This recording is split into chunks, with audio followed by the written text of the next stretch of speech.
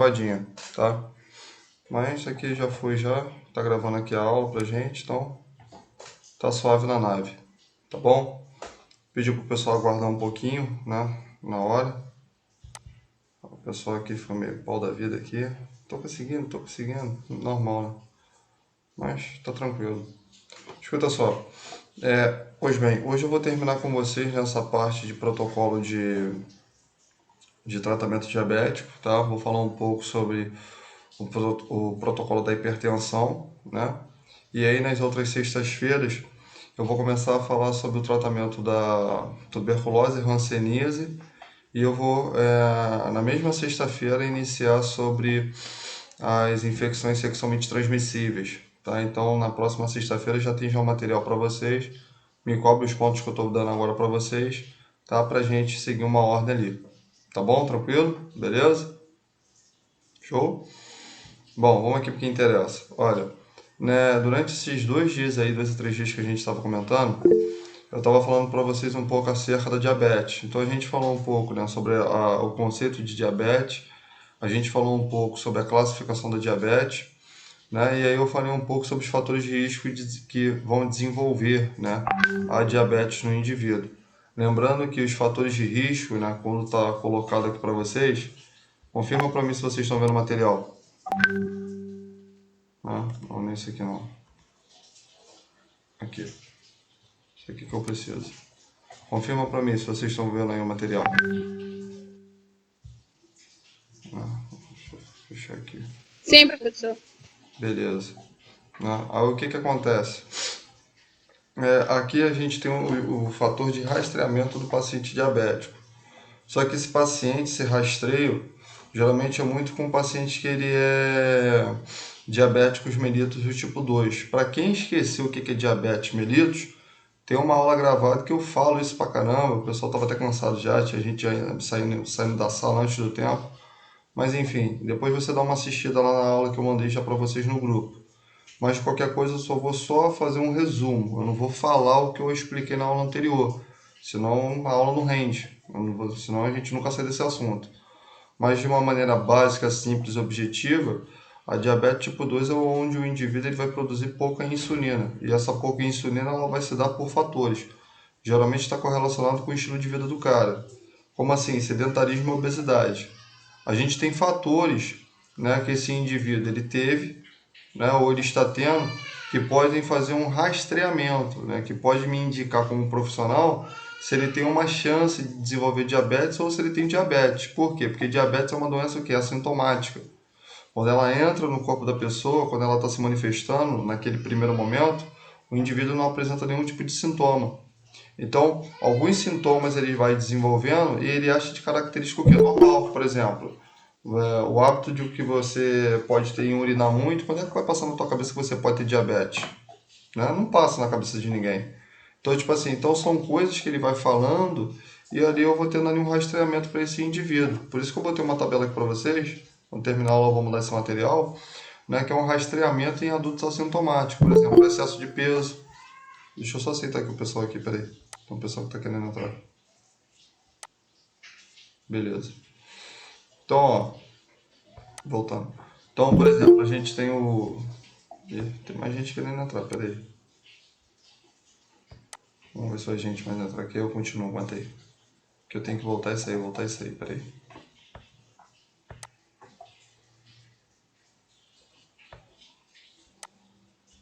Ó, tranquilo. Então, a gente tem, né, lembrando, né, o excesso de peso, a hipertensão. Né, a hipertensão por quê? Não é que quem tem problema de pressão vai ter diabetes, não é isso. É porque o fator, o efeito colateral da diabetes é fazer com que a pessoa tenha hipertensão. Então a pessoa está tendo hipertensão não porque ela está tendo problema cardíaco, mas a pressão dela tem aumentado devido a que a diabetes está justamente destruindo os fatores fisiológicos que controlam a pressão arterial, certo? A gente tem também o histórico de diabetes gestacional, já expliquei sobre isso. A gente tem hormônios placentários que danificam o trâmite da insulina na mulher, por isso que ela vai ter naquele momento, em que momento? Período gestacional, esse pico ali de glicose. Né? É complicado por quê? Porque essa glicose ela sai do sangue dela, entra no bebê e aquele bebê ele pode nascer com mais de 4 quilos. Então, mamães que tiveram bebês acima de 4 quilos, aquilo ali pode fazer com que venha a ter uma diabetes gestacional, perdão, pode ser, né, um risco para aquela mulher desenvolver diabetes. Por quê? Porque geralmente uma mamãe que teve um filho ali acima de 4 quilos, né, 4, 4,5, 5, significa que aquela mulher provavelmente ela teve diabetes gestacional naquele período, certo? Naquele período ali, provavelmente. Ah, mas o professor fala, pô, nasci com 5 quilos, nasci com 5,5. Pô, mas minha mãe não teve diabetes gestacional. Não que você saiba. Porque você está, por exemplo, vamos supor que você tem 28 anos. Há 28 anos atrás, esse estudo que você está tendo hoje não tinha. Então, por mais de 3 décadas se passaram. Ou até mesmo, né, pessoas aí que têm mais de 30. Então, pô, é só você, a matemática, há 40 anos, há 30 anos, há 25 anos, pô, você está falando de um troço 4, 3 décadas atrás. Então, tipo assim, o estudo que você está tendo hoje não tinha naquela época. Então, a gente vai estudando, vai verificando, vai verificando, vai verificando, e a gente achou nessa conclusão. Então, aquele negócio, não tem como você dizer que doença você tem se não tem ninguém que diagnostique você. Né? Não tem como. A gente fica naquele achismo. Pô, será que eu tenho? Será que eu não tenho? Aí você só tira a tua dúvida quando você vai fazer o quê? Uma consulta. Então, por isso que a gente tem que ter esse rastreamento no indivíduo. Então, quando aquela pessoa ela chega até você numa unidade básica de saúde, que é a matéria de processo de saúde e doença, é uma matéria que você aprende o que você tem que fazer dentro de uma unidade básica de saúde. Por isso que você aprende primeiro, né? Aí depende muito do professor, mas isso é irrelevante. Qualquer jeito você vai ter que aprender. Por isso que a gente aprende os protocolos, né? Protocolo de atendimento ao paciente diabético, protocolo de atendimento ao paciente hipertenso, protocolo ali de atendimento, né? Ou acompanhamento ao paciente que tem tuberculose, hanseníase, né? E, além disso, a gente tem ali as infecções sexualmente transmissíveis. Antigamente, bem antigamente, era chamado de doença sexualmente transmissível, né? O DST, só que essa palavra não se usa mais. Hoje em dia a gente chama de infecções sexualmente transmissíveis, IST mudou. Né? Ali você aprende quais são os tipos de infecção que se transmite sexualmente, né? Via de contaminação, tratamento medicamentoso. Então, enfim, tudo isso você aprende nessa matéria que é a unidade básica. Então, esses fatores eles são importantes quando o paciente ele chega até ali aquela unidade, ele faz ali o cadastramento dele, né? Através ali do cartão do SUS, né? E ali você tem uma entidade, você tem uma equipe, você tem um enfermeiro, você tem um médico, você tem agentes comunitários, você tem o técnico de enfermagem ali responsável pelaquela pessoa que está dentro daquele campo ali, onde eu tenho uma equipe que vai justamente trabalhar com esse indivíduo. Então, quando ele chega até você, né, você está ali trabalhando com o enfermeiro, então quando ele chega até vocês dois, a gente tem esses fatores para justamente verificar se essa pessoa ela tem uma condição clínica ou não. Por que, que é importante a gente fazer esse fator como é que se fala? De rastreamento? Por quê? Porque justamente, eu passei aqui, esse fator de rastreamento, né, esse tratamento com o paciente diabético, ele está envolvido no programa de saúde do SUS. Esse programa de saúde do SUS é o que a gente chama de hiperdia, né? Ou seja, é o sistema de cadastramento e acompanhamento dos hipertensos e diabéticos. Bom, mas onde é feito o cadastro? Onde é feito o acompanhamento? Tudo inicia onde? Na unidade básica de saúde. Por que se faz esse cadastramento? Por que se faz esse levantamento? Para justamente a gente ter o quê? A gente ter um trâmite, a gente ter um direcionamento, né? O médico ali, o enfermeiro ali, que o médico ele prescreve, o enfermeiro ele pode reescrever, né? O prontuário médico ali. Como assim fazer uma reescrição? Foi feita ali os medicamentos ali de uso. Então tem que atualizar uma prescrição para, né, cada mês aquele paciente ele poder pegar ali os medicamentos disponibilizados pelo SUS.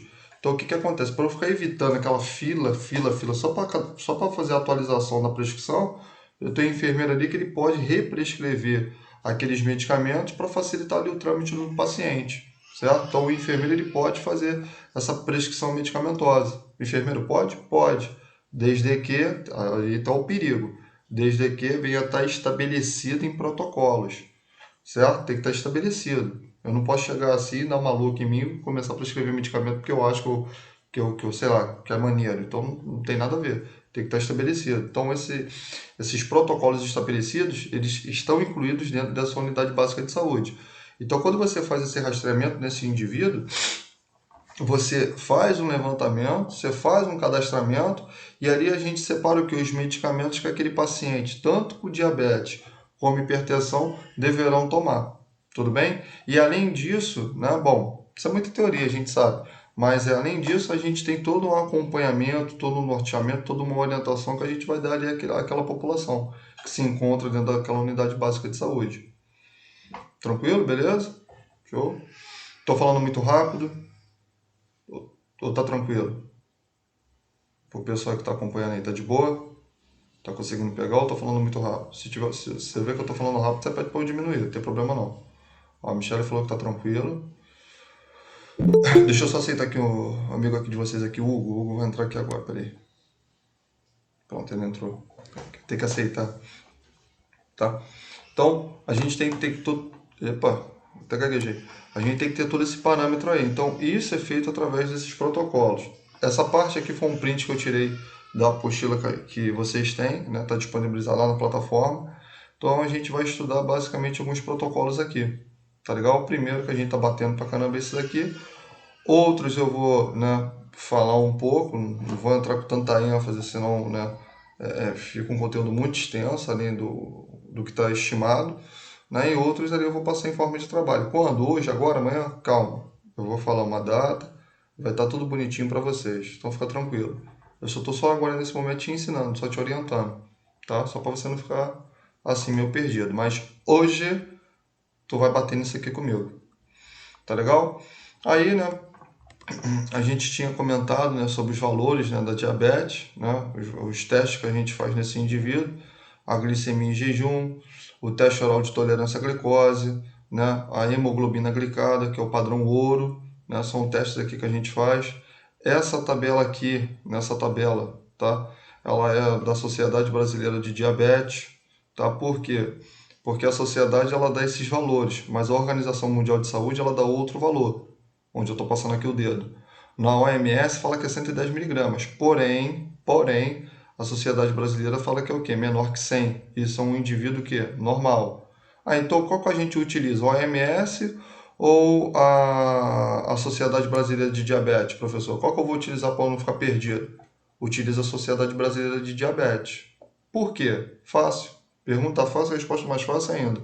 Porque os protocolos que são feitos, elaborados, eles utilizam esses dados da Sociedade Brasileira de Diabetes, certo? Ah, mas eu quis pesquisar o que o senhor falou e eu entrei no Ministério da Saúde e estava lá escrito lá, protocolo de diabetes. E ali está 110. Pô, professor, então você está me ensinando errado. Não estou, não. Porque o que você tem que fazer? Quando você for pesquisar uma coisa, você olha o ano que foi publicado aquilo ali. A área da saúde é o seguinte, o que eu te ensino hoje, daqui 10 anos que eu falei hoje, descarta. E o que foi ensinado para você daqui 10 anos, daqui 30 anos você vai descartar. Então isso que você tem que fazer, você vai descartando. O tempo todo você vai se atualizando. Ó, o que eu aprendi lá quando eu fiz o TEC com 14 anos de idade, hoje em dia algumas coisas eu tive que descartar. Por quê? Porque não é mais interessante. Ah, então os professores são ruins? Negativo. É porque a gente sempre vai se atualizando. O corpo, a doença, ela vai aumentando, ela não espera você. Então isso que é importante você saber. Tá? Uma coisa de 2013 é diferente de 2020. Uma coisa de 2020 é diferente de 2030. Tudo bem? Tranquilo? Então, isso é importante a gente saber. Aí, o que eu estava falando? Então, esses dados que são importantes a gente saber. A respeito aqui da normoglicemia, na pré-diabetes ou na diabetes estabelecida. Certo? Tranquilo? Beleza? Alguém quer falar alguma coisa? Alguém quer fazer alguma pergunta? Nadinha? De boa? De boaça? Ih, tá todo mundo quieto. Michel tá quieto, tá todo mundo quieto. Ih.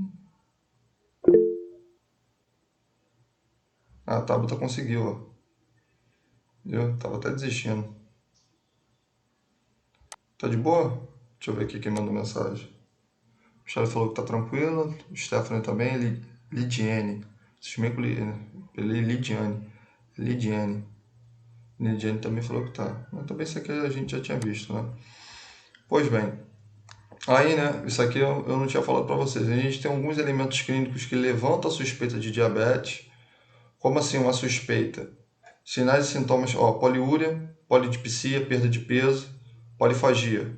São os 4 sintomas clássicos da diabetes, que também é chamado muito de 4Ps da diabetes. Isso aqui cai muito em prova, tá? Por exemplo, se eu, vamos supor que eu ponho numa prova sua, quais são os sintomas clássicos da diabetes? Aí na hora lá você tem que escrever isso aqui, ó. O que? Aumento do volume urinário, aumento da sede, perda de peso e aumento da fome. Se eu não souber o termo técnico, posso falar desse jeito que você está dizendo? Pode, não tem problema nenhum, tá? O negócio é você escrever o negócio certo, beleza? Tranquilo? Então se cair ali na tua prova, né? Marca a alternativa ou escreva. Quais são os sintomas clássicos da diabetes? Qual é? Aumento do volume urinário, aumento da sede, aumento da fome, perda de peso inexplicado. Pronto, acabou. Acertou, ganhou teu ponto. Tudo bem? Tranquilo? Então, é isso que a gente tem que entender. Quando a diabetes, isso é uma dúvida que algumas pessoas fazem. Ah, mas a diabetes dá em pessoas obesas. Mas o camarada vai perder peso? Pô, me explica isso aí melhor. Vamos lá. Quando o camarada ele tem um IMC, né, acima de 25, né, ou seja, um sobrepeso ou obesidade, aquilo ali é um fator para o surgimento da diabetes, porque o aumento do tecido adiposo ele atrapalha a liberação de insulina, certo?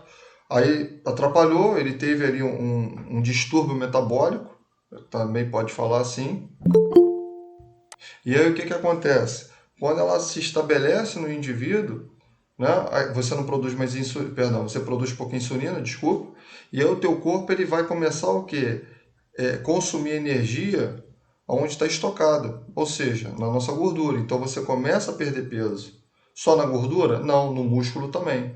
Então você tem uma perda de peso muito abrupta. Não sei se você já viu, você conhece teu amigo ou vizinho, quando ele fala para você, pô, tive diabetes, você pode reparar que ele tem uma perda de peso muito abrupta. Ele perde peso muito rápido. Não sei se você já viu, já conhecido seu. E aí o que acontece quando ele não trata, coitado, direito, o que acontece? A perda de peso é tão grande, mas tão grande, mas tão grande, que a musculatura fica flácida. Ele fica com flacidez na musculatura. Aquela flacidez ali na musculatura, é pelanca. Aquela flacidez é porque ele está perdendo musculatura. Aí é que está o problema. Porque quando você perde músculo, você danifica a cartilagem. Quando você danifica a cartilagem, você tem problema ósseo. Então, olha a complicação que isso vai sucedendo ali no cara. Tudo bem? Tranquilo? Por isso que a perda de peso ali, inexplicada. O que é uma coisa inexplicada? Pô, como pra caramba tô perdendo peso, como pra caramba tô perdendo peso, como pra caramba tô perdendo peso. Alguma coisa tem, né? Lógico que acompanhado aos outros sintomas, né? Senão tem molecada nova aí que come pra caramba perde peso, vai grilar falando que tá com diabetes. Não é isso. Eu tô falando de uma pessoa que tá comendo, nesse aumento exacerbado da fome, com perda de peso, acompanhando esses sintomas. Aí o que? É uma suspeita, né? Bom, fora esse sintoma clássico, a gente tem os menos específicos. Por exemplo, fadiga. Por que é uma coisa menos específica? Porque fadiga dá em todo mundo. Cansaço dá em todo mundo. Então é menos específico, mas pode vir acompanhar. Fraqueza, letargia. O que é letargia? Movimentação ali lenta. Visão turva, isso é importante. Né? Vai melhorando aqui quando ela se encontra perto, né? Prurido vulval cutâneo, né? Balanopostite. O que é balanopostite? É inflamação ali na glande ali, né? E a gente tem as complicações crônicas, né?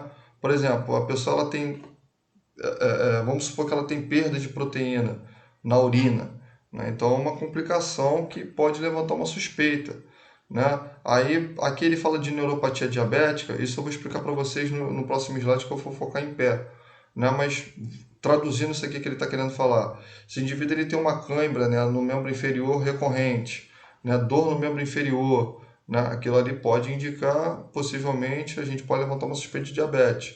Lógico, gente, que eu não observar um sintoma e falar é diabético, não é isso. Eu tenho que acompanhar o histórico desse indivíduo. Acompanhando o quê? Eu vou verificar o estilo de vida dele. Ele fala para mim, eu sou hipertenso. No caso da mulher, eu tive um filho acima, com 4 quilos. Pô, eu tô tendo câimbra no pé. Pô, minha visão tá turva. Caramba, é isso. Quer dizer, você vai fazendo uma soma desses fatores para você suspeitar desse tipo ali de doença. E aí como é que a gente mata isso aí? Através dos exames clínicos. Tudo bem? Tranquilo? Beleza? Show? Né? Aí, aqui ó, são os aspectos relevantes da história clínica do paciente. O que é isso? Aqui eu vou verificar, né, justamente a história dele, sexo, idade, raça, condição socioeconômica, isso influencia bastante, né, no desenvolvimento da diabetes mellitus. Ué, sexo, idade, raça vai influenciar? Vai. Por exemplo, indivíduos hispânicos, eles têm uma maior probabilidade, índio também, tem uma maior sobrechance de desenvolver diabetes mellitus, tá? Isso é importante você saber. A história atual desse indivíduo, né? Como é que está a glicemia dele, como é que estão os sintomas dele, né? Então isso é importante a gente saber. Investigação sobre diversos aparelhos e fatores, como assim alteração no colesterol, tabagismo, sobrepeso, obesidade, sedentarismo, perda de peso, como é que está o sono dele, como é que está a função sexual dele, dificuldade respiratória, tudo isso são levantamentos que eu vou fazer durante a história desse indivíduo, né? Aqui eu vou ter uma história pregressa, o que é isso? O que ele teve? Eu tive, sei lá, eu infartei, eu tive um acidente vascular cerebral, e ele acompanha com esses sintomas, então tudo isso a gente vai fazer durante aquele acompanhamento ali. Então, durante a entrevista do paciente, a gente faz essas perguntas a ele para a gente ter o quê? Para a gente ter uma certeza mais concreta, né, sobre essa possível doença que talvez ele venha a ter. Tudo bem? Tranquilo? Tá beleza? Tá conseguindo pegar? Tá conseguindo entender? Tá de boa? Tá, não tá?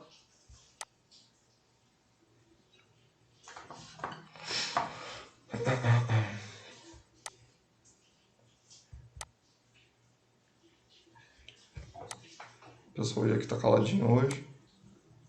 Não tem problema não. Não. Aí vamos lá, isso aqui que é importante a gente saber, né? Pois bem, o que acontece? Só aceitar aqui, pessoal. Na unidade básica de saúde, né, como a gente falou dos critérios de rastreamento, de tudo mais, a gente tem uma coisa que a gente chama dos medicamentos, né, que a gente vai utilizar no paciente.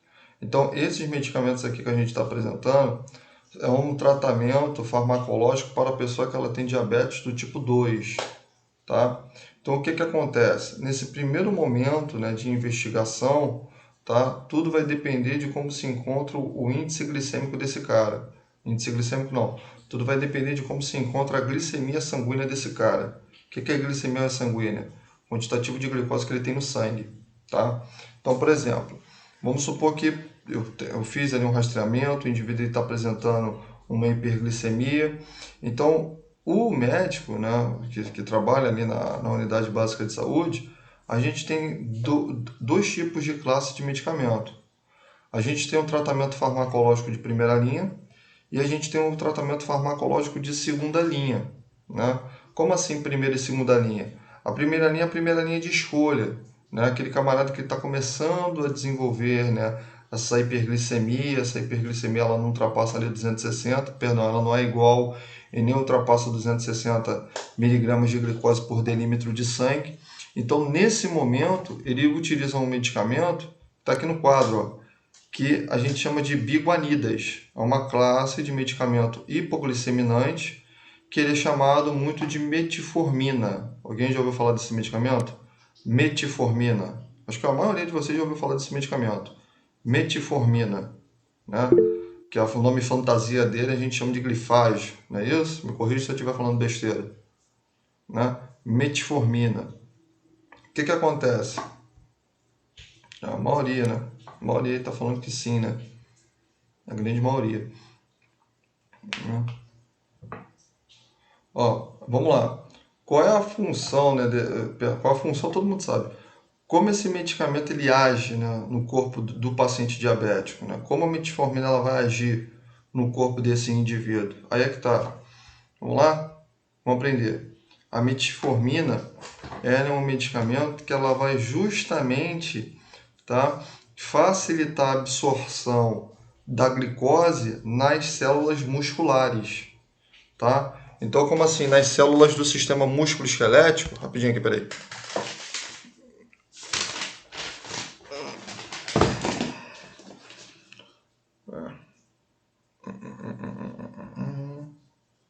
Muito bem. Então, só que eu sou um roteiro que consigo. Então, o que que acontece? Então, ela vai justamente intensificar a absorção de glicose nas células músculo-esqueléticas, e quando ela intensifica essa captação, o que que eu vou fazer? Eu vou reduzir a resistência à insulina.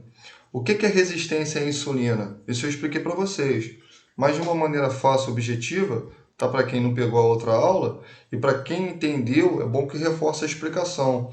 É o seguinte, ó, aqui está a minha célula, certo?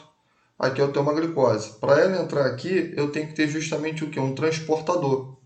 Cada célula nossa, ela tem justamente, abre aspas, determinadas fechaduras. Essas fechaduras é o que nós chamamos de receptores. Então, para cada receptor, eu tenho justamente uma proteína que se liga ao receptor da célula para que ela possa penetrar, levando a nenhum tipo de nutriente. Nesse caso, a insulina, ela é a chave que se conecta ao receptor da célula e que está justamente transportando para o interior desse tipo de estrutura o que? A glicose, que vai servir como fonte de nutriente. Certo? Tranquilo? Ok? Então, o que, que vai acontecer? Esse medicamento, né, de primeira escolha, ele vai justamente o que? Facilitar, né, a absorção dessa glicose na musculatura, e com isso o que, que acontece? Quando eu estou facilitando a entrada de glicose na musculatura, porque o músculo não precisa de insulina, né? O restante da glicose que vai se ligar a outras células, o que, que acontece? Eu libero ali insulina, né? Porque esse paciente tipo 2 ele tem insulina, mas tem o quê? Em pouca quantidade. Então, o que está acontecendo? Enquanto eu tenho um bocado que está indo para o músculo, o restante ali da glicose, a pouca insulina que esse camarada tem, ele consegue pegar e transportar para o interior. Ou seja, eu faço um equilíbrio no índice glicêmico desse indivíduo. Tudo bem? Por isso que eu consigo controlar. Certo? Beleza até aí ou não? Tá conseguindo entender a explicação? Fala a verdade, pô. Ó, tirando eu e o slide, tem 19 pessoas. Vocês estão conseguindo entender essa parte de medicamento ou não? Fala a verdade para mim aí, para tirar a tua dúvida. Fala a verdade, hein? Pode mentir não, Deus está vendo. Cara, quem é esse blog do Binho? É o que? Nem sei que é o teu nome. Fala o teu nome aí. Blog do Binho. Gleibson. Gleibson? Não, é Glebson. Gleibson. É Gleibson mesmo ou tá de sacanagem? Tá de bobeira?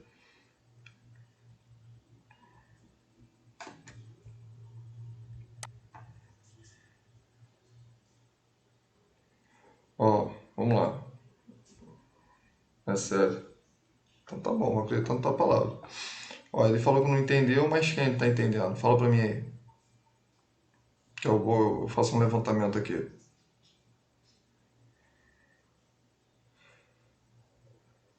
Fala comigo. É o nome dele mesmo? Caraca.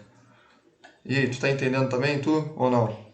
Fala a verdade vocês aí, pra eu poder explicar. Eu só consigo ensinar vocês a partir do momento que vocês falam pra mim. Né? Porque senão fala, cara, aí quando terminar a aula, eles falam, pô, caramba, tô entendendo nada que esse cara falou, pô, esse cara explica mal pra caramba. Lógico, pô, como é que eu vou explicar bem se você não fala comigo? Não tem como, né? Você sabe conversar com mudo? Sem ser linguagem de sinal? Como é que os dois vão falar? Quer dizer, dois doentes. Então, tipo assim, pô, vamos melhorar isso aí. Ó, Rafael perguntou, a metformina é usada somente para o diabético de tipo 2? Vamos lá, vou explicar isso. Você entra de novo, sua câmera travou. Tranquilo. Sai e retorna, tá? O Hugo falou que tá entendendo. O restante aí do pessoal aí, como é que tá? Que eu faço um apanhado de novo. Pode explicar de novo a metformina? Explico, sem problema nenhum, tá?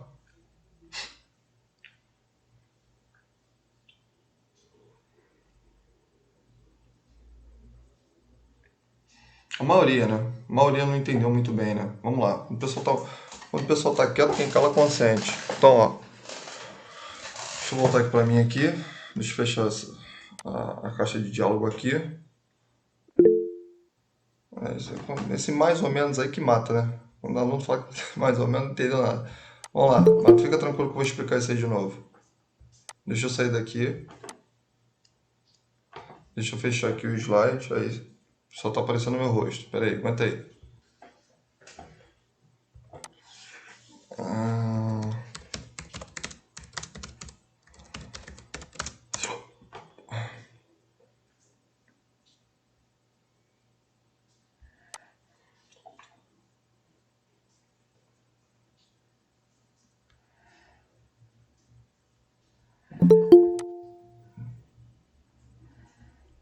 esquema mais fácil aqui.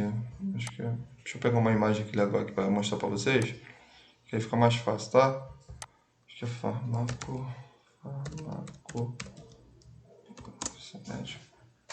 isso. Deixa eu ver aqui. Poxa, deixa eu muito legal. Peraí.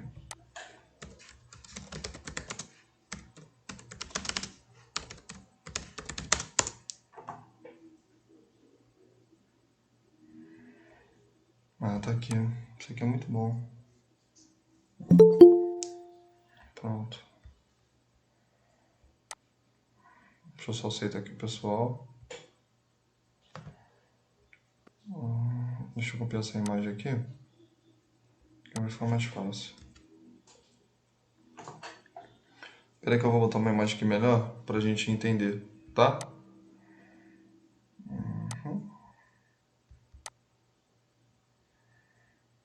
Peraí. Peraí. Aqui. Ctrl+C, Ctrl+V. Pera aí, rapidinho. 2 segundos aqui, só para ele abrir aqui pra gente ver direitinho. Muito bem. Aí eu vou sair daqui. Deixa eu voltar aqui pra gente aqui. Uma janela. Pra cá. É isso? É. Aí pronto. Só fechar isso aqui não interessa. Nem isso aqui. Pronto. Tá aparecendo aí? Pra todo mundo? Tá, não tá? Beleza, ó. Então vou começar. Zerei, né? Vou começar aqui a explicação do medicamento. Vamos lá. De uma maneira aqui simples aqui objetiva para vocês, antes de falar do medicamento. Vamos lá. Você tem que entender o seguinte. Deixa eu ver quem foi que me perguntou, só para não falar o nome aqui errado da pessoa, peraí. Foi a Rafaele. A Rafaele ela fez a pergunta. A metformina é usada só para paciente diabético do tipo 2? Vamos lá. O que acontece? Os medicamentos orais, tá? Eles são usados para paciente que é diabético do tipo 2. Então, os medicamentos orais. O paciente que é diabético do tipo 1, geralmente ele vai utilizar a insulina, ok? Não que o paciente diabético tipo 2 ele não possa usar, ele vai usar, mas ele só vai usar no momento que a situação dele se encontra o quê? Bem avançada, tá? Quando esse camarada está numa situação muito avançada, o medicamento oral não está mais fazendo efeito. E aí ele vai ter que utilizar a insulina. Tudo bem? Tranquilo? Show? Eu não sei se foi a pergunta de vocês, eu não me lembro. Eu não sei se foi vocês que perguntaram, a pessoa que é tipo 2, ela pode desenvolver tipo 1. Eu não sei se foi você. Foram vocês que me perguntaram essa pergunta? Ou não? Agora não estou lembrado se foi aqui ou se foi de outra turma. Eu não estou lembrado. Mas enfim, o que acontece... Ah, foi aqui? Eu não sei quem me perguntou isso. Eu não estou lembrado não, mas deixa quieto. O que acontece é o seguinte, você tem uma piora da doença. Então, quando essa doença ela piora no paciente que é tipo 2, esse medicamento oral não faz mais efeito. E aí ele tem que utilizar a insulina, tá? Mas, pois bem, para a gente falar sobre o medicamento que vai ser utilizado no paciente, a gente tem que saber qual é a função de um medicamento, tá, dentro do corpo da pessoa. Então, aqui eu coloquei esse desenho aqui para facilitar a vida de vocês. Por quê? Todo medicamento, tá? Todo medicamento, ele é como se fosse uma chave, tá? E essa chave ela vai se ligar a uma fechadura. Como assim? Essa chave ela vai se ligar aos receptores da célula. Toda a célula nossa, tá? Para entrar alguma coisa dentro dela, para sair alguma coisa dentro dela, ou até mesmo para estimular com que ela venha produzir alguma coisa, ela tem que ter um receptor. Ela tem que ter alguém que estimule a ação dela, ou tem alguém que iniba a ação dela. Então, quem vai estimular ou inibir a ação celular é justamente o quê? O medicamento. Tudo bem? Então, o que esse medicamento ele vai fazer? Ele vai se acoplar ao receptor da célula para que a gente venha a ter o quê? Uma ação medicamentosa. Tudo bem? Tranquilo? Beleza? Então, o que que acontece nisso aqui? Ah, a primeira escolha de medicamento para o paciente diabético é uma classe de medicamento que a gente chama de biguanidas, ou seja, são os medicamentos conhecidos como metformina. Então, o que que acontece nisso aqui? Os medicamentos metformina, eles são medicamentos que auxiliam no quê? Eles vão auxiliar, deixa eu voltar aqui, eles vão auxiliar o quê? A entrada da glicose aonde? Dentro da célula muscular. Então, é só você pensar, se eu tenho um medicamento, certo? Que ele está facilitando a entrada de glicose dentro da célula, o que, que vai acontecer com aquela glicose dentro do sangue do cara? Diminui. Tudo bem? Sim ou não? Porque quem transporta a glicose é o sangue. Então, se eu tenho um medicamento que está tirando a glicose do sangue e jogando para a célula, o que, que essa glicose ela faz? Ela diminui. Tudo bem? E o restante que está ali no sangue? Esse restante ele vai ser transportado para onde? Para o interior da célula, porque eu tenho eu secreto pouca insulina, né? Mas essa pouca insulina, com a ajuda do medicamento, ela consegue captar essa glicose e jogar para o interior da célula. Logo, eu estou diminuindo o quê? A resistência à insulina. Tudo bem? Tranquilo? Então, essa é a ação do medicamento metformina. Deu para entender agora? Ou não?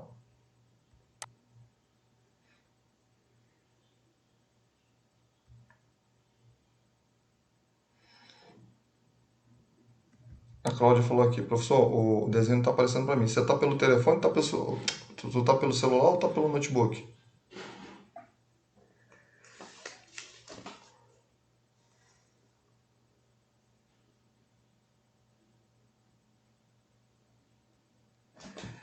Ah, tá explicado. É, deixa eu ver aqui. Tá.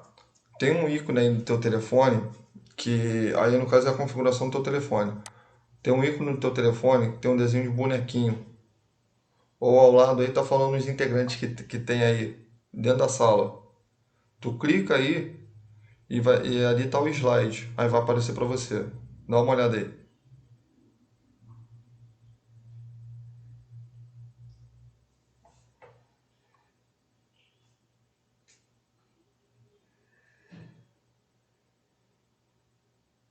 Viu aí? Vê aí e me fala aí. Conseguiu? Beleza. Aí é.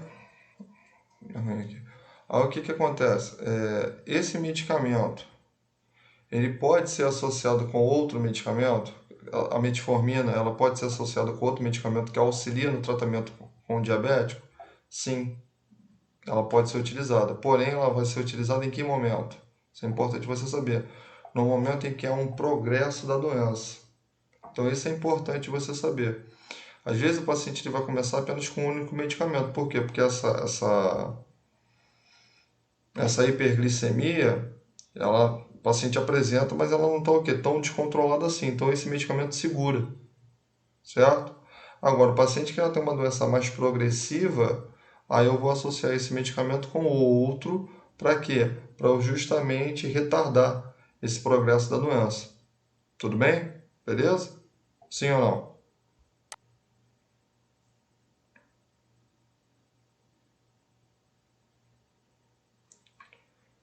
Tá tranquilo? O blog do BIM falou que tá tranquilo. Cara, o blog do BIM, cara, tanto nome pra botar, o cara bota o nome desse. Como é que pode?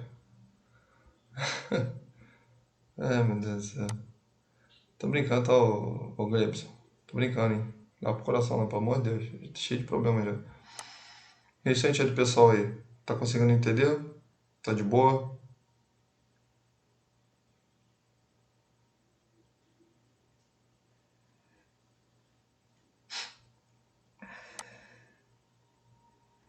Ó, tem gente pra caramba. Tem Camila, tem Cláudia, tem Stephanie, tem Hugo, tem Leda, tem Cauana, tem Leonel, Letícia, Lidiane, Maria Clara, Michele, tem a Monique, Pedro, Rafael, Rayane, cheio de gente. Selma, Tabata.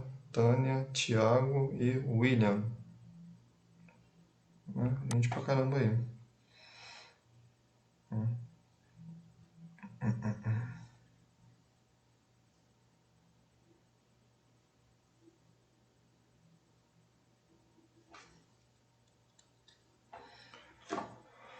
Vamos lá. Né? Pois bem, então a gente tem essa primeira escolha. Agora a gente tem uma segunda escolha de medicamento. Tá? Essa segunda escolha de medicamento, tá? Cadê? Não, aguentei. Essa segunda escolha de medicamento são medicamentos que a gente chama de é uma classe, tá? Isso aqui você não precisa decorar não, só estou só te explicando. Isso aqui é uma classe de medicamento que a gente chama de sulfonamidas. Então o que que acontece? A ação desses medicamentos, né? A sulfonamida que a gente chama de medicamento é conhecido como glicazida, né? São medicamentos ali que a gente tem um quantitativo de miligramas. Qual é a função desse medicamento aqui, se comparar com o primeiro? A função que esse medicamento ele estimula com que a célula do pâncreas secrete insulina. Então ele vai estimular a produção de insulina nesse indivíduo. Essa é a diferença. Então, por exemplo, quando o camarada está com uma diabetes bem descompensada, né? E aí, como ele vai fazer um tratamento, lembra que eu falei que a metformina ela pode trabalhar em associação com o outro? Então, o que que acontece? Pô, a metformina ela ajuda o músculo a captar glicose. E aí pode, depende do paciente, aí pode fazer associação com a sulfonamida. Aí o que que essa sulfonamida ela vai fazer? Ela estimula a célula do pâncreas a produzir insulina. Então, um ajuda o outro. Pô, eu pego a glicose, jogo para o músculo, e o que que a outra vai fazer? Estimula a produção de insulina. Então, eu consigo controlar ainda mais essa glicose desse indivíduo. Lembrando que, se eu estou associando os dois medicamentos, é porque a doença desse camarada não está legal, não. Eu estou tendo um progresso. E aí, o que que vai acontecer? Eu tenho uma terceira escolha de medicamento. Essa terceira escolha de medicamento é o que a gente tem aqui, as insulinas. Certo? Vocês já tiveram aula de farmacologia? Já tiveram aula de farmacologia? Já tiveram? Já tiveram já? Sim, professor. Já tiveram já aula já de... Como é que é o nome daquela aula? Eu esqueci o nome. Me ajuda aí. Matemática aplicada. Né? Vocês também tiveram essa aula, não tem? Porque quando tem farmacologia tem que estudar matemática também. Aí você aprendeu sobre a insulina, a ação dela e tudo mais, não foi?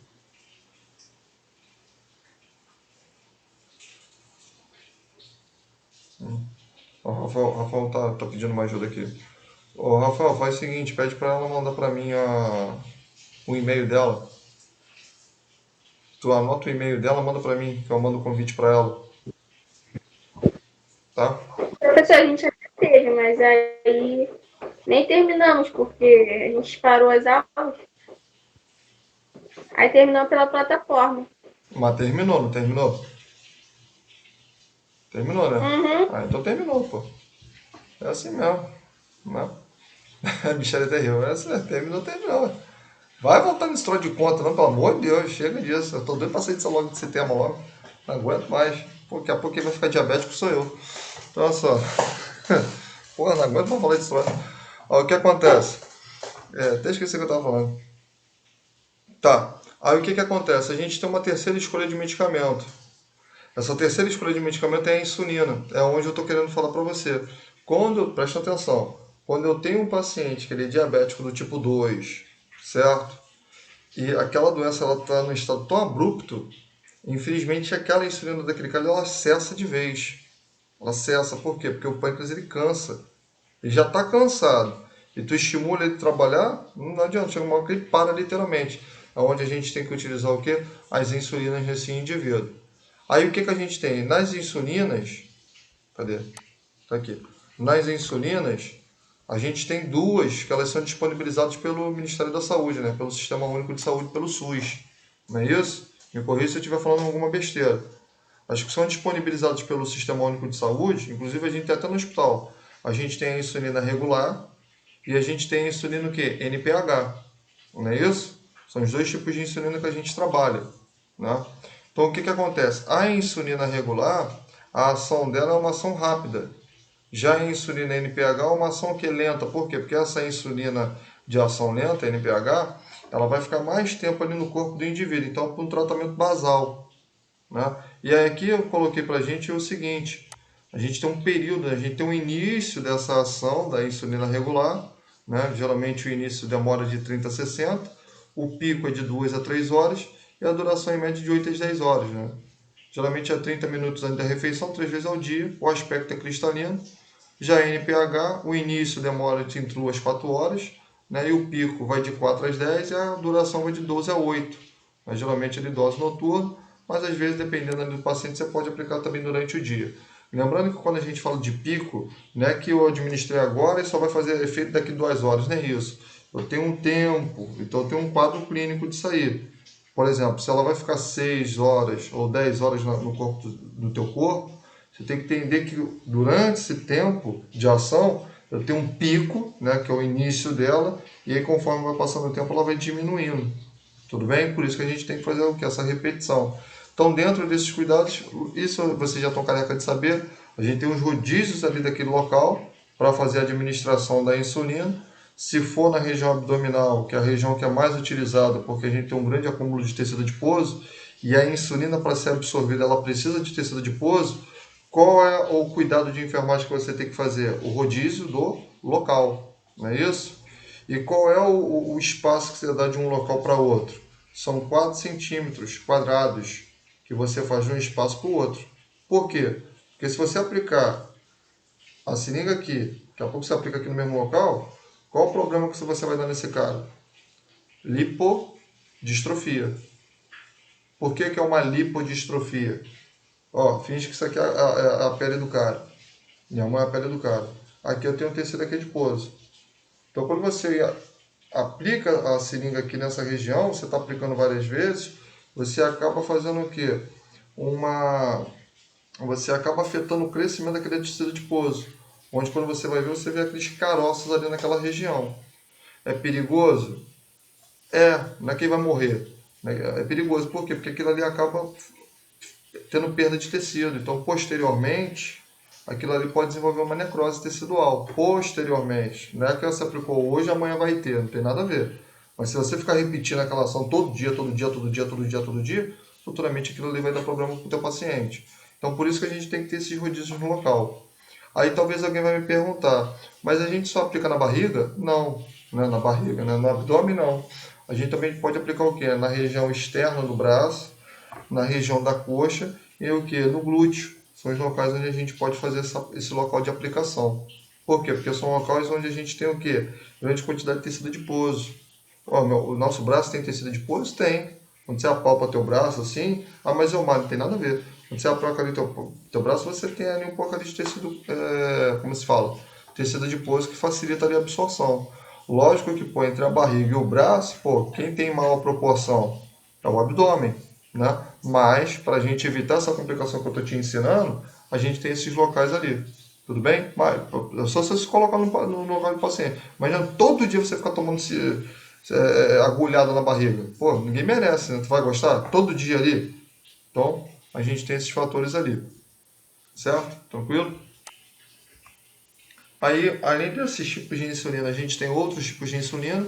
A gente tem uma ação que é uma ação ultra rápida. Aí, no caso aqui, não é o Ministério da Saúde, ele não libera, mas é casos assim específicos, que é muito caro. Então, a gente tem uma ação ultra rápida, a gente tem uma ação longa, né? Por exemplo, ó, se a regular ela demora de 30 a 60, a ultra rápida é de 10 a 15.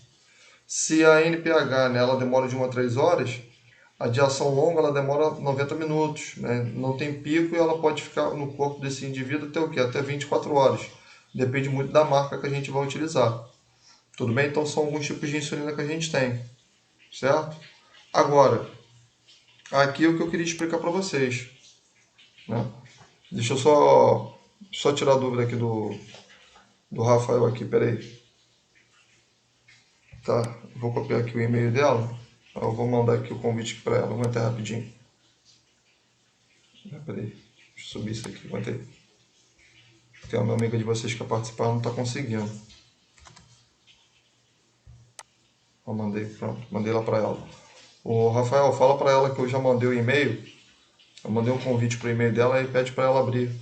tá? Ela clica lá no convite e eu aceito. Tá legal? Tranquilo? Tá? Deixa eu me lembrar onde que eu estava aqui. Tá, lembrei. Pois bem, o que vai acontecer?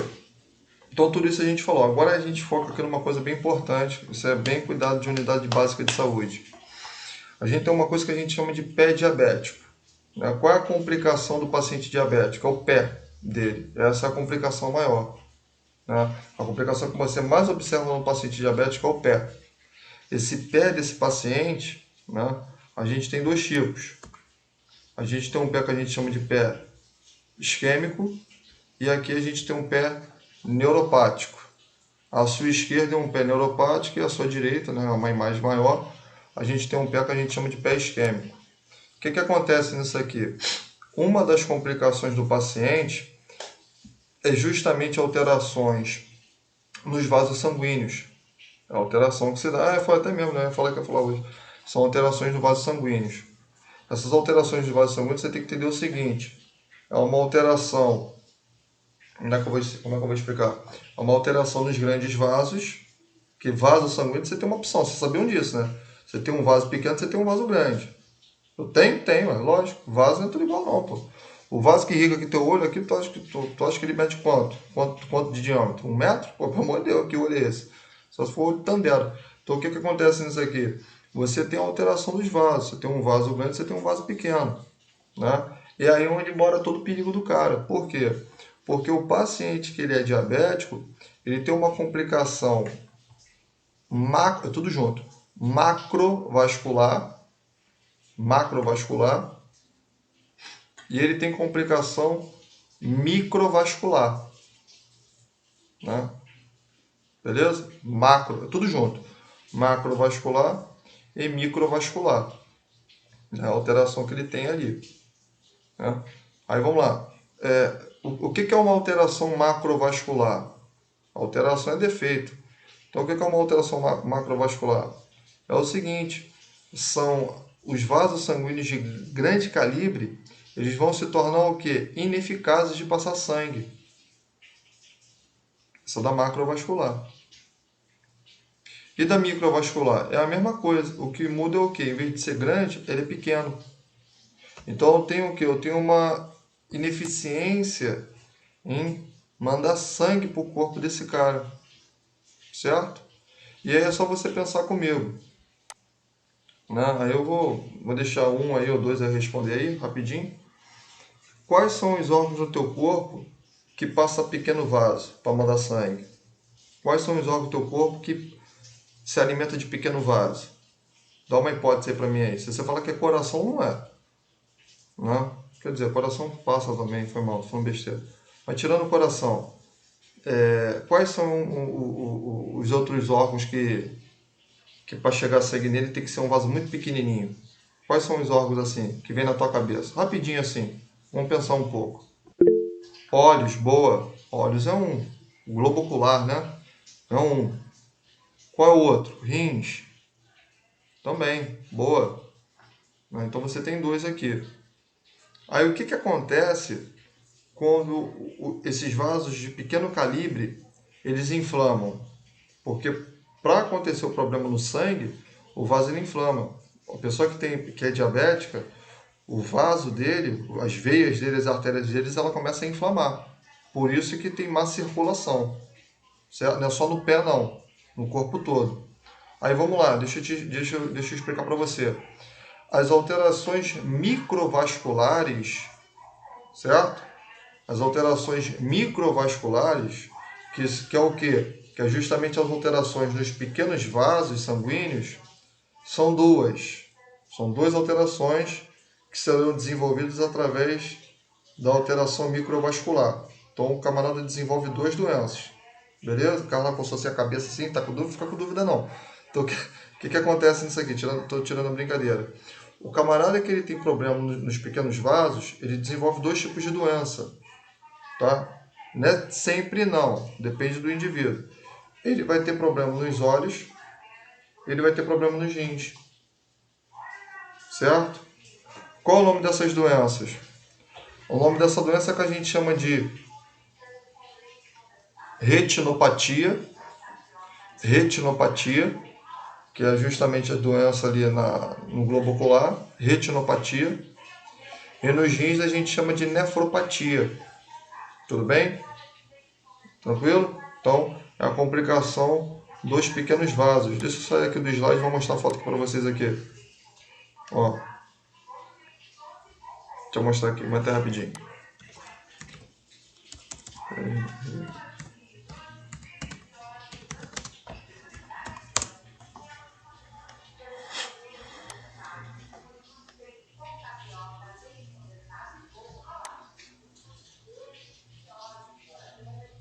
Ó, vou mostrar aqui para vocês aqui, ó, peraí.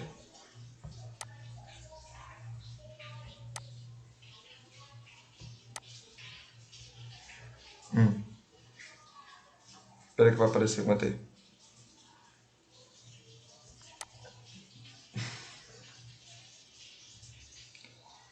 É o carro do Nancy, passa aqui direto aqui.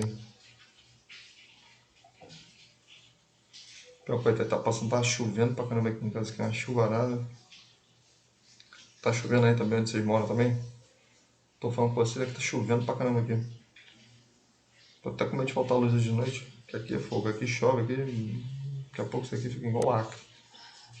Sem luz, sem água, fica sem tudo aqui. É fogo, complicado. Ó, mas enfim, vamos lá. Vocês estão conseguindo ver aí a imagem que eu estou postando para vocês? Tá conseguindo ver ou não? Confirma rapidinho para mim aí. Maioria, né? Vamos lá. Então, ó, pois bem. Cadê? Tá. Isso aqui, tá? É um tipo de exame que a gente chama de exame de fundo de olho. Tá? O que a gente observa aqui? Esse tipo aqui, tá, de complicação desse indivíduo é o que a gente chama de retinopatia diabética, tá? Então, o que acontece na retinopatia diabética? Há uma alteração nos pequenos vasos sanguíneos. Esses pequenos vasos sanguíneos, se forem o que estão vascularizando o olho, esse indivíduo, o que ele vai ter? Ele vai ter uma pressão intraocular, ok? E essa pressão intraocular, ela pode desenvolver duas coisas nesse paciente, até mais. Ela pode fazer com que os vasos sanguíneos venham justamente se romper, tá? Fazendo com que o indivíduo ele venha a ter justamente essas placas aqui ó, esbranquiçadas, tá? Então isso leva a uma destruição na célula ocular, certo? Ou eu posso ter o que? Um glaucoma, uma pressão intraocular desenvolvida pela inflamação desses pequenos vasos sanguíneos. Além de desenvolver o que? A cegueira. Por isso que o paciente diabético, quando não trata, pode desenvolver cegueira. Estou falando da pessoa que não se cuida, certo? Então isso a gente chama de retinopatia. E a nefropatia? Está aqui. Ó. Deixa eu ver se tem uma imagem aqui melhor. Aqui, ó. Retinopatia diabética, ó. Como é que se encontra aqui esse olho ó? Inflamado. Sabe qual é o nome dessa região aqui branca no teu olho, né? Esclera. É o nome dessa região aqui. A pupila aqui, ó. Bonitinho, ó. Ó, cristalina aqui, ó. Beleza? Tranquilo? Então, ó. Se encontra aqui com determinada deformidade. Aqui a gente tem um exame, ó. Aqui, ó. Essas partes esbranquiçadas aqui no olho, ó. Fundo do olho, ó, o que, é que a gente observa? Isso aí é extravasamento sanguíneo, que rompe ali o vaso. Tudo bem? Mais outra aqui, ó. Aqui é um desenho explicando esses pontos esbranquiçados é porque houve o que? A ruptura desses microvasos. E isso leva o quê? Isso leva à destruição da célula, o que pode ocasionar futuramente em cegueira. Tá? Saindo da retinopatia, vem para a nefropatia. Nefropatia. Né? Aqui vamos ver aqui se eu tenho uma imagem que é maneira.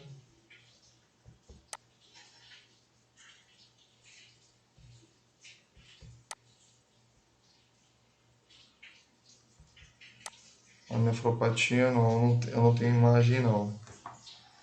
mas não tem problema nenhum não, tá? Na nefropatia, o que vai acontecer?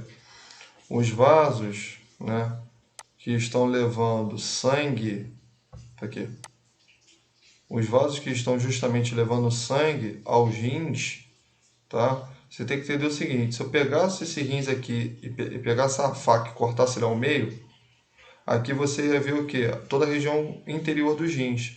Então, na região interior dos rins, o que acontece? Esse sangue, ele penetra ali nos rins, né? Esses pequenos vasos, e eles vão penetrar numa estrutura que a gente chama de néfron. Essa estrutura aqui, como se fosse uma chave de fenda, a gente chama de cápsula glomerular. Então, os vasos sanguíneos, eles entram aqui, tá? E aqui faz o processo de filtração, onde vai desenvolver a urina. Mas esse camarada está tendo justamente o que? Problemas, tá? Nesses microvasos. Então o que acontece? Eu acabo, infelizmente, trazendo dificuldade, complicações o que? Na filtração dos rins. Ou seja, esse paciente ele começa a perder o que? Proteína, tá? E também ele começa a perder glicose. Aonde isso vai desenvolver o que nesses rins? Isso pode desenvolver duas coisas. Eu posso ter o acúmulo de gordura nos rins. Você sabia que rins pode ter gordura? Essa gordura nos rins a gente chama de estenose renal. É o acúmulo de gordura nos rins. Sem contar que o paciente ele pode desenvolver o quê? Uma insuficiência renal, justamente pela complicação desses microvasos. Certo? Tranquilo?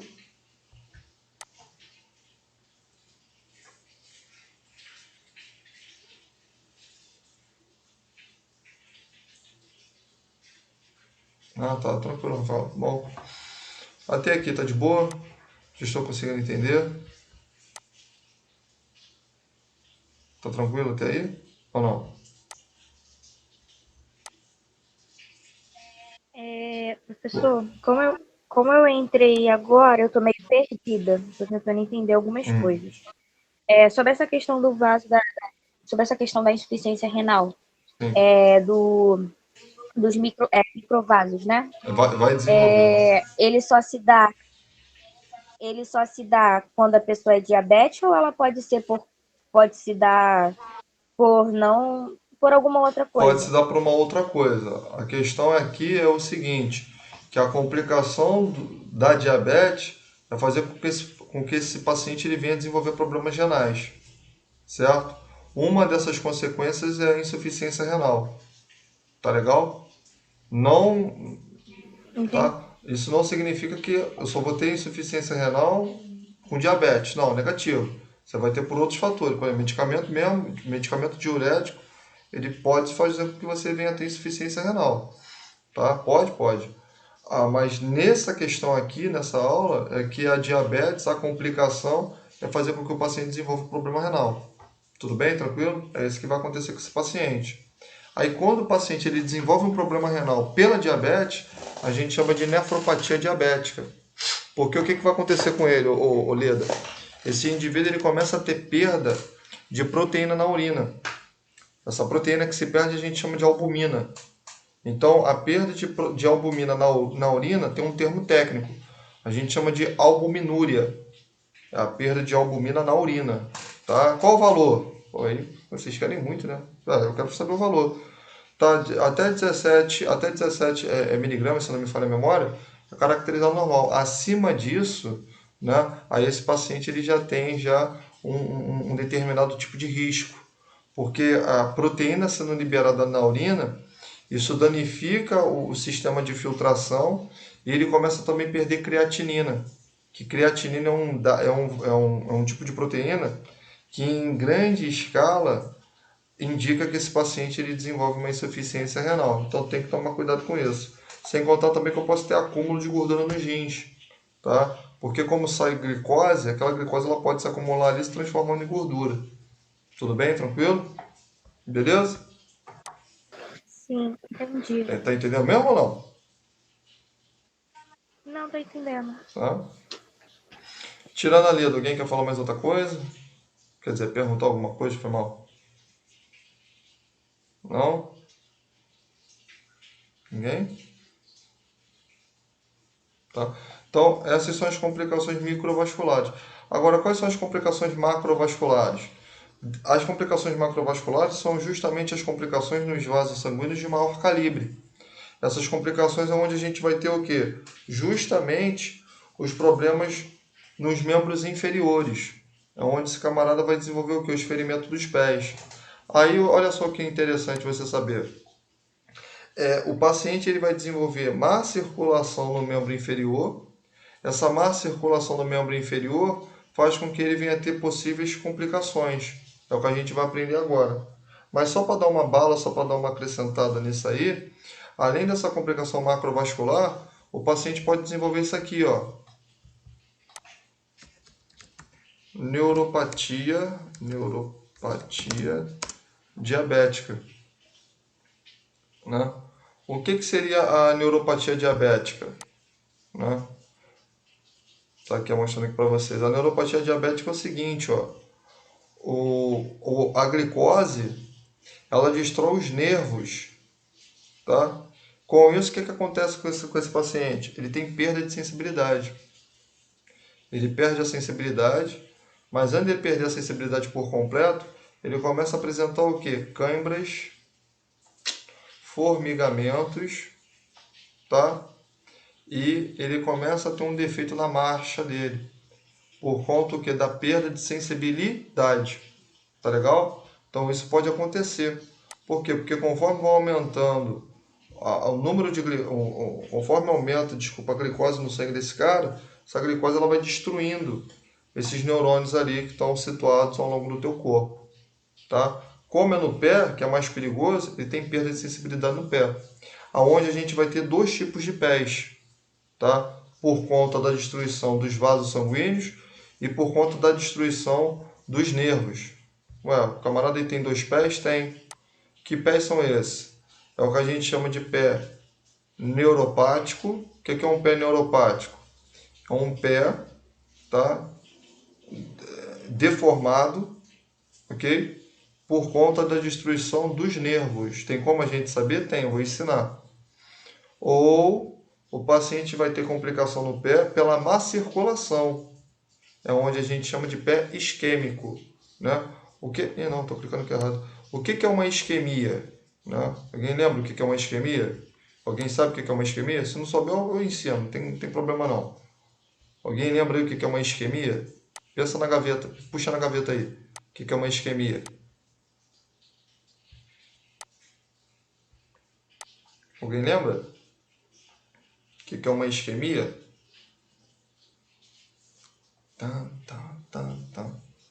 Alguém lembra ou não?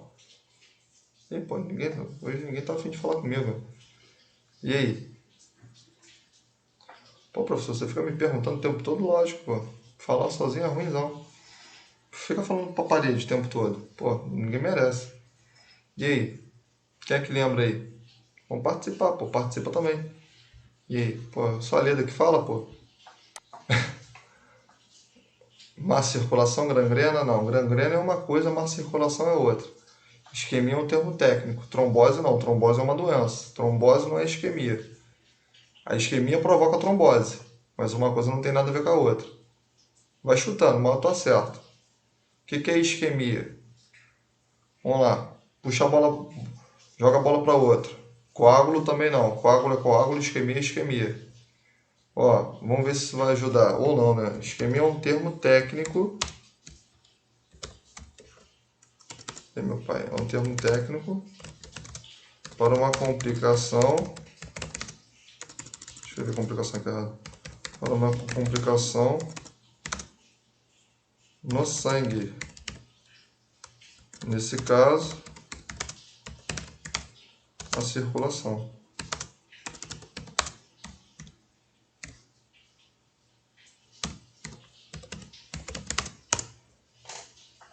Diminuição ou suspensão da irrigação sanguínea. Pesquisei no Google. Muito bem. E aí vamos ver como acontece essa diminuição ou suspensão do Google. Como é que acontece essa diminuição no sangue? ou a suspensão? Como é que acontece isso aí? Me explica agora aí para mim aí. Você tem que me dar duas respostas porque são duas perguntas. E aí, como é que acontece isso aí?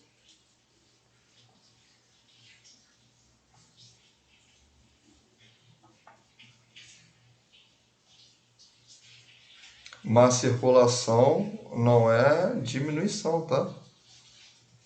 Tem diferença. E aí, me explica isso aí. Vamos lá, participa um pouco aí também. Os vasos vão se fechando, porque tá triste ele. Por causa das gorduras, só por causa de gordura. Quando você tem uma diminuição do fluxo sanguíneo pelo acúmulo de gordura nas veias, qual o nome? Qual o nome que se dá? Quando eu tenho uma diminuição de sangue em um determinado local pelo acúmulo de gordura nas veias. Qual o nome que se dá? Placa de AT. Placa de AT. Completa a frase. Placa de AT. Vai? Vai? Joga essa batata quente aí pra outra aí. Placa de ateroma. Placa de ateroma é uma placa lipídica, também chamada, abre aspas, de gordura, né? Mas não é gordura não. Gordura é uma coisa e lipídio é outra. Mas deixa isso para lá, né? Então é placa de lipídica. Também a gente pode chamar de aterosclerose, é o nome que se dá por presença de gordura nos vasos sanguíneos, né? Mas enfim, fazendo um resumo, a isquemia ela se dá devido ao quê? Devido a uma obstrução nos vasos sanguíneos. Essa obstrução dentro de um vaso diminui o fluxo sanguíneo ou interrompe o fluxo sanguíneo. Então, o que acontece com aquele local que precisa daquele sangue? Ele começa o quê? Ele começa a adoecer, ele começa a morrer, certo? É onde esse paciente ele vai desenvolver esse pé aqui, ó. A gente chama de um pé isquêmico, tá? O que você observa aqui no pé isquêmico desse indivíduo? Vamos embora. O que você vai observar? Quando o paciente ele tem uma isquemia, né? Ou seja, quando ele tem justamente a complicação nesse pé por diminuição da circulação, né? Você vai ver o seguinte, que a temperatura do pé dele é fria. Por quê? Porque quando eu diminuo o sangue, fluxo sanguíneo, eu vou o quê? Diminuir a temperatura. Porque uma das funções do seu sangue é o quê? É controlar a temperatura. Certo? A Leda está perguntando o seguinte, essa diminuição pode ser por causa do rompimento das veias? Não pelo rompimento das veias, mas pela obstrução delas. Tudo bem? Tranquilo? Pela obstrução delas. O paciente ele vai ter a má circulação na perna e no pé pela obstrução, não pelo rompimento. Tá legal? Tranquilo? Por quê, Leda? Porque como às vezes esse cara está inflamando, faz isso aqui, ó. E esse sangue não consegue escoar. O que é uma obstrução? É um impedimento. Algo que obstrui, algo que tampa, né, o sangue. Isso é uma obstrução. Um trombo, ele obstrui uma artéria? Lógico. Uma placa de gordura obstrui uma artéria? Lógico. Mas nesse camarada, o que vai fazer? Conforme vai inflamando ali o vaso sanguíneo, ó, finge que isso aqui é o vaso sanguíneo, isso aqui, ó. As minhas duas mãos que formando é o vaso sanguíneo. Aquilo ali está inflamando. O que vai acontecer com esse vaso sanguíneo? Ele vai diminuindo. Ele vai diminuindo, vai diminuindo. E aí eu gero uma determinada obstrução. Tudo bem? Tranquilo? Beleza? Sangue coagular também, uma coagulação sanguínea, tá? Um coágulo em um determinado local obstrui a passagem de sangue, melhor, impede a passagem de sangue e aquilo ali pode danificar aquela área, né, naquela pessoa. Tudo bem? Então, o que é um pé isquêmico? Né? Que é a pergunta do Willi complementando a pergunta de vocês. Um pé isquêmico é justamente um pé de um paciente diabético que apresenta complicações o quê? Circulares, ou melhor, vasculares. Então, isso é um pé isquêmico. Isquêmico vem de isquemia, vem de obstrução. Ou seja, está dizendo que aquele pé ali, ele está desenvolvendo essas deformidades, ele está desenvolvendo essas feridas por uma má circulação que está tendo ali.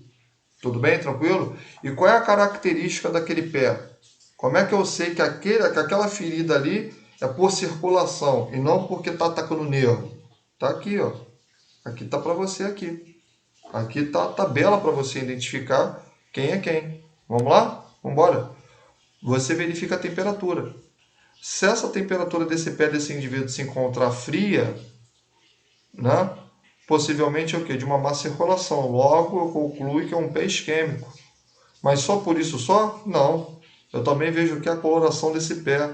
Na pessoa que tem um pé isquêmico, né? Ou seja, desenvolvido por uma má circulação, ele é pálido, ele tem uma certa elevação cianótica, né? Ou até mesmo avermelhada. Essa vermelhidão é por inflamação, tá?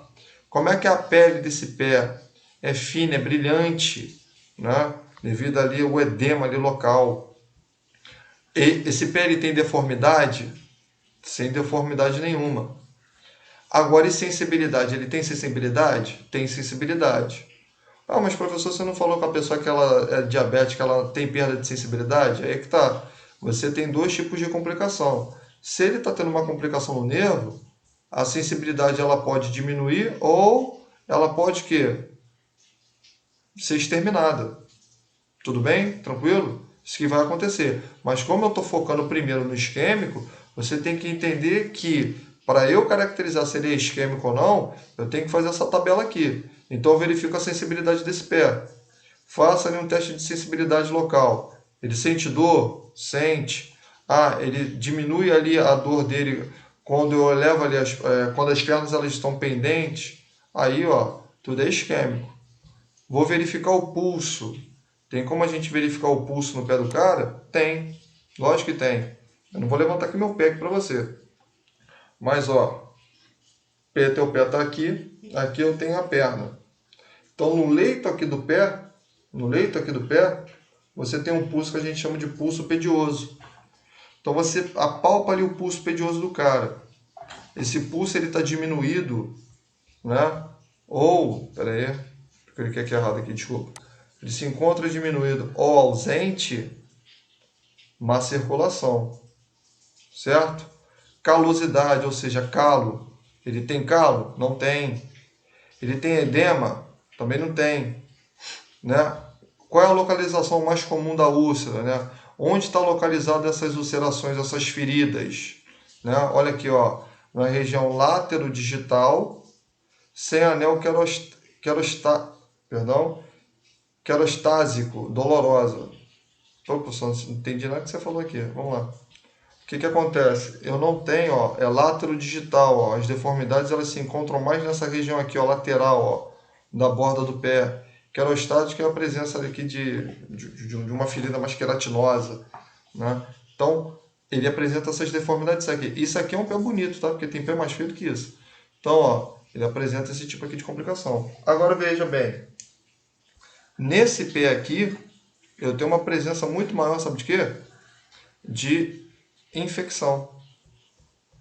Tá? Eu tenho uma presença muito grande de infecção. Por quê? Porque justamente nesse local, como não passa sangue, eu não levo célula sanguínea. E no teu sangue tem o quê? Tem justamente célula de defesa. Então, isso aflora o quê? Isso aflora infecção. Então, quando você vai ver as feridas no pé desse cara, geralmente é uma ferida do quê? Amarelada. Amarelada, esverdeada. Quando está amarelada é índice o quê? De infecção bacteriana. Quando está esverdeada é índice de infecção fúngica. Então, esse amarelo que fica no leito ali daquela ferida, aquilo ali é agrupamento de bactéria. Tá? Por quê? Deixa eu te ensinar aqui, peraí. Peraí, aguenta aí. Deixa eu bolar aqui um negócio aqui. Tá. Finge que essa bola aqui é o pé dele. Minha mão é a bactéria. As bactérias elas formam um tecido gelatinoso que a gente chama de biofilme. Esse biofilme é o que está aparecendo nessa ferida amarelada aí. Ou seja, a bactéria ela forma uma película sobre a superfície da ferida. Aquilo ali o que faz? Destrói célula, impede cicatrização e aumenta o que? Necrose. O que você tem que levar para a tua vida? Todo tecido infeccionado. Leva isso para a vida de vocês. Todo tecido infeccionado é um tecido que está entrando em processo de necrose. Gravou? Entendeu a mãe ou não? Entendeu? Pegou? Pegou a dica ou não pegou? Todo tecido, todo, sem nenhum tipo de exceção, todo tecido infeccionado é um tecido que ele vai entrar em processo de necrose. Certo? Deu para entender ou não? Deu para entender, Leda? Carla, Hugo, Michele, Gleibson, agora vocês vêm agora com ele agora. Agora é o nome dele? Gleibson. Deu para entender ou não? Fala a verdade, hein? Vai mentir não. Depois vai ficar falando que eu não sei, que eu não estou explicando vocês direito, mas a culpa não é minha não. A culpa é de vocês que vocês não falam comigo. Mais ou menos? Vambora. Vou te ensinar. Onde você não entendeu?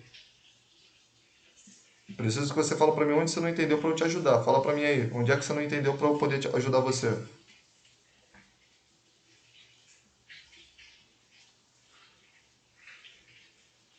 Então, sobre a questão, tipo assim, é todo tecido que fala do corpo, né? Então, se eu machucar, vamos dizer, uma parte das minhas costas, um processo, vai virar um processo de necrose.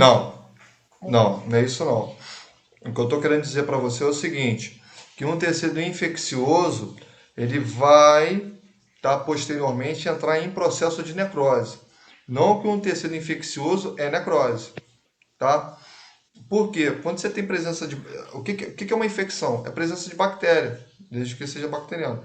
Então, quando você tem uma pele, um arranhão ou uma ferida, que é no caso dele aqui, aquela placa amarelada que você está aqui, aquilo ali é bactéria. Aquilo ali é bactéria pura. Então, o que acontece?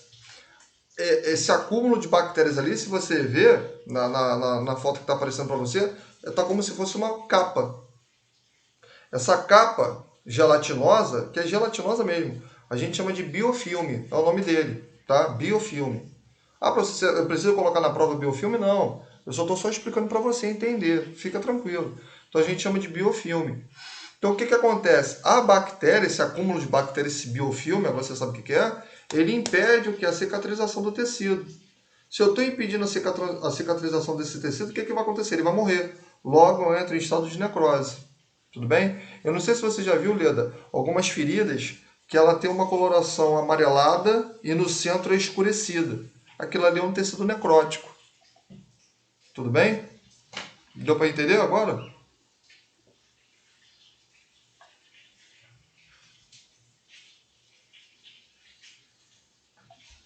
Olha lá, hein? Vai mentir não, hein? Pessoal aí, talvez vai que a tua dúvida seja também da Leda. Tá entendendo? Certo? Então, é isso que vai desenvolver nesse paciente. Tudo bem? Agora vamos ver como é que se fala? Peraí, travou aqui, tá travando aqui para mim aqui, peraí. Deixa eu me consertar. Agora vamos ver o que é um pé neuropático. Olha aqui, ó. Nessa imagem aqui, o que você está vendo nessa imagem aqui? Estou vendo a ferida. Não, a ferida tudo bem. Mas além da ferida, o que você está vendo? Se você reparar bem, esse pé é mais ressecado. Esse pé é mais ressecado do que esse aqui. Então, de cara, você já entende comigo o quê? Que quando você olha um pé de um paciente diabético e ele tem ressecamento, é um pé ressecado. Esse ressecamento, ele promove a abertura de fissuras aqui, e isso é um pé neuropático. Sempre, sempre. Então grava.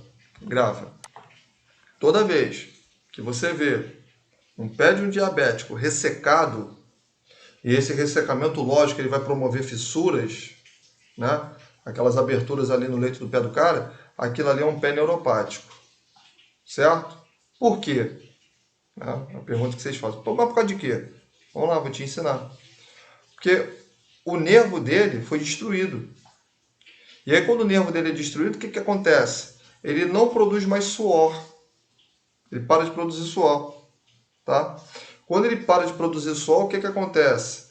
Eu paro de lubrificar a pele. E aí promove justamente esse ressecamento.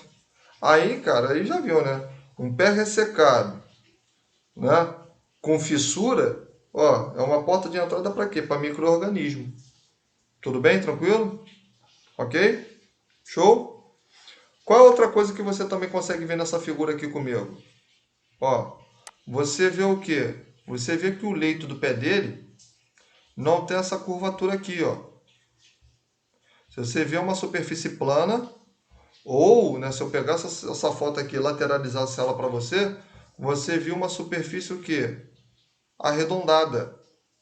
Ou seja, há uma deformidade no leito do pé. Quando eu tenho uma deformidade no leito do pé, eu chamo de pé o quê? Neuropático. Por quê? Porque no pé neuropático existe deformidade. Que deformidades são essas? O dedo do pé dele é em forma de garra, dedo em martelo, e o pé de charcote. O que é pé de charcote?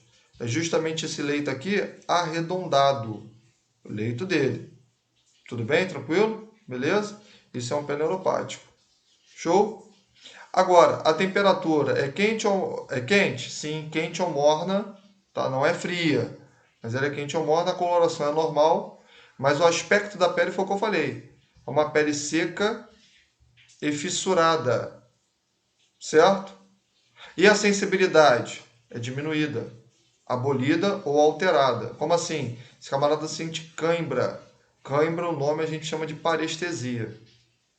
Tudo bem? Tranquilo? Se você for verificar o pulso nesse pé, a gente sente, perdão, o pulso, tá? Agora, né, diferente do pulso do pé isquêmico, porque o pulso do cara está diminuído. Então essas são as diferenças entre um e o outro. Agora ele apresenta calos? Apresenta, aqui ó, cada calão aqui ó. Ele apresenta calos aqui na superfície. Tudo bem? Tranquilo? Edema, esse pé é edemasiado, esse pé é inchado? Sim, com certeza. E onde estão as úlceras? No primeiro e quinto que é metacarpo e calcâneo. Como assim? No primeiro metacarpo até o quinto metacarpo, a gente tem justamente o que? As lesões nessa região. Tá aqui, ó. Ó. Aqui, ó. Quinto metacarpo aqui, ó. Tá vendo? Show? Como é que é o aspecto, ó? Elas são arredondadas, ó.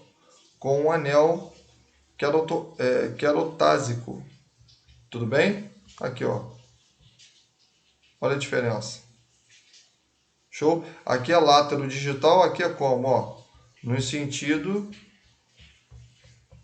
dos metacarpos. Tudo bem? Aqui, ó. Metacarpo tá aqui, foi mal. Isso aqui é falange, estou falando besteira. Aqui, ó, nos metacarpos, a região metacarpiana. Ó. Lembra lá da aula de anatomia? Metacarpo, falange, lembra desse troço aqui? Metacarpo, falange proximal, falange mais, falange distal. Então, é justamente nessa região aqui, ó. Se eu fizesse um corte aqui, é mais comum, não é sempre, tá? É mais comum nessa região. Por que é mais comum aqui? Porque como ele tem deficiência na marcha, ele acaba machucando justamente essas áreas aqui. Tudo bem? Tranquilo? Beleza? Show? E aqui a gente tem a diferença desses pés. Posso ter os dois tipos? Posso ter os dois tipos de pé. Como assim dois tipos de pé? O cara tem tanto problema na circulação, como ele também tem problema o quê? No tecido nervoso. É onde a gente chama de pé isquêmico. É onde todos esses problemas que você está vendo está associado. Tudo bem? Aí eu tenho um pé isquêmico, tenho que fazer uma intervenção, porque aquilo ali pode levar a um quadro de amputação. É onde você vê que o camarada ele amputa ali o pé dele. Beleza? Tranquilo? Show? Tá dando para entender? Aí, professor, o que a gente tem que fazer como tratamento? Peraí. Deixa eu ver aqui o pessoal aqui. Tá de boa? Deixa eu ver aqui a bateria aqui do meu carregador. Ainda dá 32 minutos, ainda dá ainda. Aí o que a gente tem que fazer para para amenizar, né, essas complicações ali no pé dele? Né? O que a gente tem que fazer? Aí tem isso aqui, ó. Tá? Justamente são 5 etapas que a gente faz, ó. Eu evito o tabagismo desse cara, tá? Eu controlo a pressão dele, porque se você aumenta ali a pressão, você dificulta a circulação. tratamento com metformina, cuidado com o pé diabético e controle da glicemia. Como é que eu faço controle da glicemia? Dando ali os medicamentos, o que? De escolha a ele. No horário estipulado, a insulina ali no horário estipulado, evitando a hiperglicemia. Porque o que vai fazer ele ter tudo isso que eu acabei de te ensinar é a hiperglicemia. Esse é o problema todo. O aumento da glicose gera tudo isso que eu acabei de falar para você. E aí o que a gente tem que fazer? A gente tem que justamente o quê? Na hora que tu for dar o banho no cara, secar bem o pé, perdão, na hora quando ele for tomar banho ou você orientar o banho desse indivíduo, você tem que o quê? Você tem que secar bem os pés. Por quê? Porque o pé ali úmido, ele é propício ao rompimento do tecido. E isso favorece o quê? Acúmulo de infecção. Adivinha quem gosta de umidade? Adivinha. Quando está chovendo pra caramba, você tem infiltração na tua parede, passa uns 3 dias, o que vai ter ali? A parede toda preta. Por quê? Porque tem fungo. Então, fungo adora a umidade. É o que vai acontecer com ele. Pode ter infecção fúngica. Olha o perigo aí. Né? Segundo lugar, as meias desse indivíduo. Como é que tem que ser as meias desse indivíduo? Eu não posso utilizar meia de nylon. Meia de nylon se descarta. Por quê? Porque meia de nylon acaba ali machucando a pele dele. Então tem que ser meia de algodão. O número do calçado tem que ser um número acima do que ele calça. Para quê? Porque se eu utilizar ali no tamanho padrão, aquilo ali pode gerar um certo desconforto e pode promover o surgimento de feridas. Tudo bem? Tranquilo? Isso pode acontecer. Outra coisa, né, na hora quando ele for sentar e descansar, o que eu tenho que fazer? Apoio para os pés ou elevação dos pés. Para quê? Para justamente evitar essa má circulação. Certo? Outra coisa, né? Isso é importante você saber. Como é que eu vou aparar essas unhas? Rapidinho aqui. Né? Aqui, ó. Aqui eu tinha passado, né? Ó. Deformidade aqui dos pés, ó. Pé neuropático aqui, ó. Ó o pé de Charcot aqui, ó. Show? Então, ó. O que eu tenho que fazer? Né? Eu tenho que cortar essas unhas nessa região aqui, ó. Quadriculada. Para quê? Para com que as extremidades aqui do leito unguinal, ou seja, da unha, elas não venham o que? Cravar. Então a unha ela não pode ficar assim, ó. Porque quando essas unhas elas estão justamente crescendo aqui na lateral, eu posso ter uma unha cravada. E aí o que eu vou fazer? Eu corto esse tecido e infelizmente como ele tem um problema de célula de defesa, isso aqui vai estimular o que? Processo infeccioso. Então quando você for aparar ali as unhas do indivíduo, tem que cortar desta maneira aqui e não dessa. Certo? Tranquilo? Beleza? E aqui, ó, a gente tem, né, a classificação do risco do pé, né? Ou seja, quais são os fatores de risco para o desenvolvimento de úlcera e amputação? Ah, tá aqui, ó. Neuropatia, deformidade no pé, doença vascular, baixa acuidade visual. Olha só, então ele está falando para a gente que o camarada que tem problema visual, ele pode ter um risco aumentado para desenvolver essas complicações aqui no pé. Nefropatia, controle glicêmico insatisfatório, como assim? Esse camarada está tendo um desnível ali do nível sanguíneo, tabagismo, então tudo isso complica para você ter desenvolvimento de úlcera ou amputação. Aonde? No pé. Tá legal? Tranquilo? E aqui a gente tem a classificação do pé diabético, né?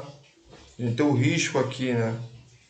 Grau 0, se ele não tem neuropatia. Grau 1, se ele tem neuropatia. Né? Grau 2, se ele tem uma doença arterial, né? Com neuropatia ou sem. E grau 3, se ele está tendo uma úlcera ou amputação. Então, tudo isso piora nesse paciente. Por que vai piorar? Porque ele tem uma necrose, ele tem uma gangrena, enfim, ele tem tudo ali naquele pé. Se eu cortar aquele pé, tudo bem, eu impeço com que aquilo ali venha se intensificar. Só que o problema todo é que olha o problema de cicatrização dele. Então, são coisas que a gente tem que entender. Tudo bem? Tranquilo? Deu para compreender? Deu para tirar dúvida nisso aí ou não? Fala para mim.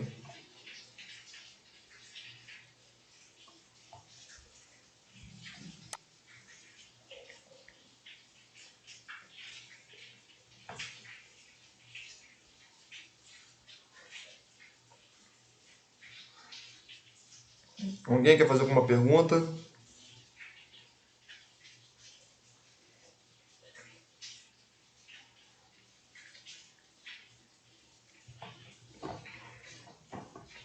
Alguém quer falar alguma coisa? Vocês têm nada para perguntar, não? Ninguém? Ninguém quer perguntar nada?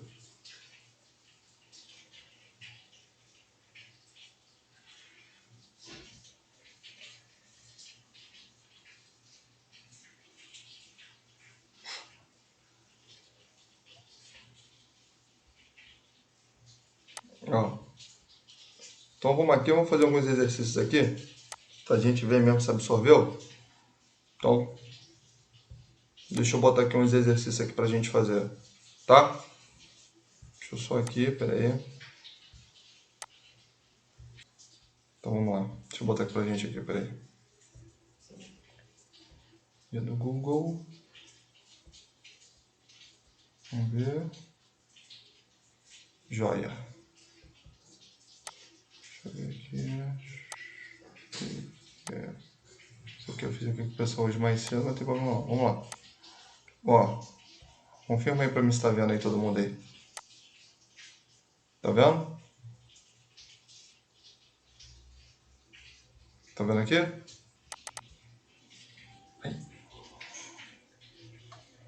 Joia, vamos fazer essas aqui, ó. Vamos lá.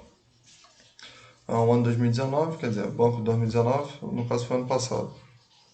O PENET, o AUP, Prefeitura de Petrolina, técnico de enfermagem, Programa de Saúde da Família, PSF. Ó, vamos ver o que eles vão pedir, ó. Vamos fazer junto aqui. É o tempo aqui que eu vou ler, vocês vão responder, eu vou pegar o carregador onde que descarrega aqui o notebook. Aí vamos lá, ó. O DM do tipo 1, cadê?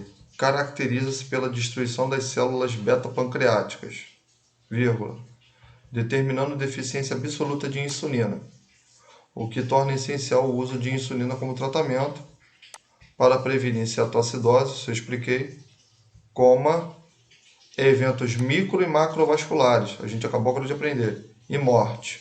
Ponto. Sobre o DM1, lê as afirmações abaixo.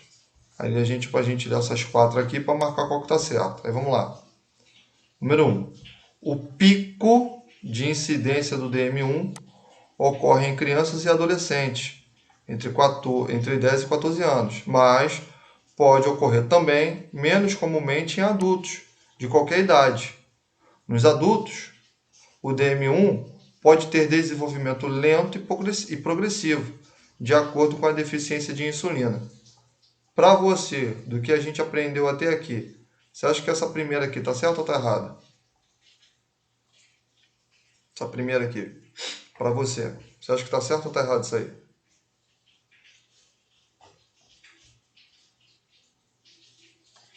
Vocês vão falando aqui, deixa eu só pegar aqui o carregador aqui rapidinho, é questão de segundos.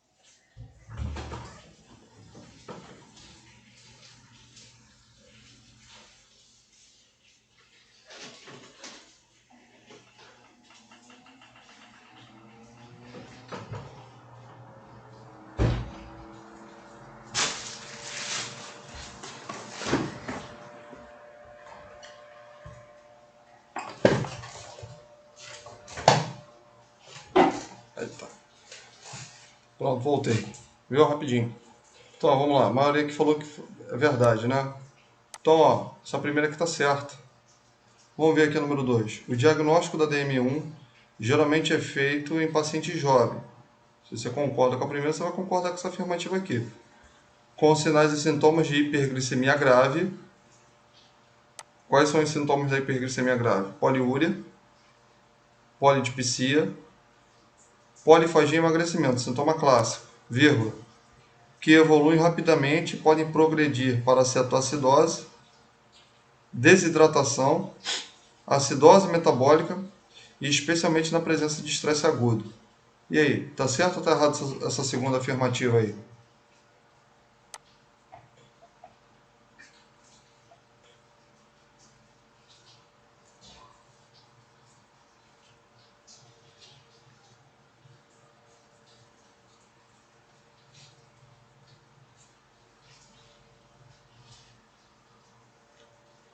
Ó, vou repetir a pergunta, ó. Número 2. O diagnóstico do diabetes mellitus do tipo 1 geralmente é feito em paciente jovem, com sinais e sintomas de hiperglicemia grave. Nossa, Deus, de hiperglicemia grave, desculpa. E quais são os sinais da hiperglicemia grave? Poliúria, polidipsia, polifagia e emagrecimento, vírgula, que evoluem rapidamente e podem progredir para cetose, desidratação, acidose metabólica e especialmente na presença de estresse agudo. Professor, não está saindo o som para mim. Ó, vê aí. Aí no caso...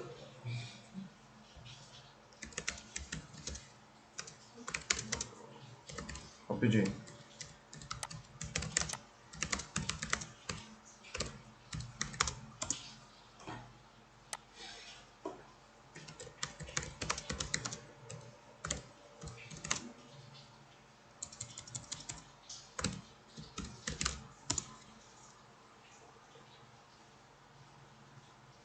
Cetose e cetoacidose assim, é a mesma coisa, tá? Tranquilo? Show? Ó, lógico, né, que tá certo, não?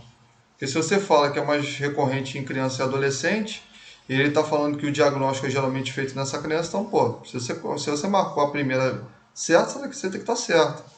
Ah, mas poliúria, polidipsia, polifagia e emagrecimento não é um sintoma clássico da diabetes? Sim.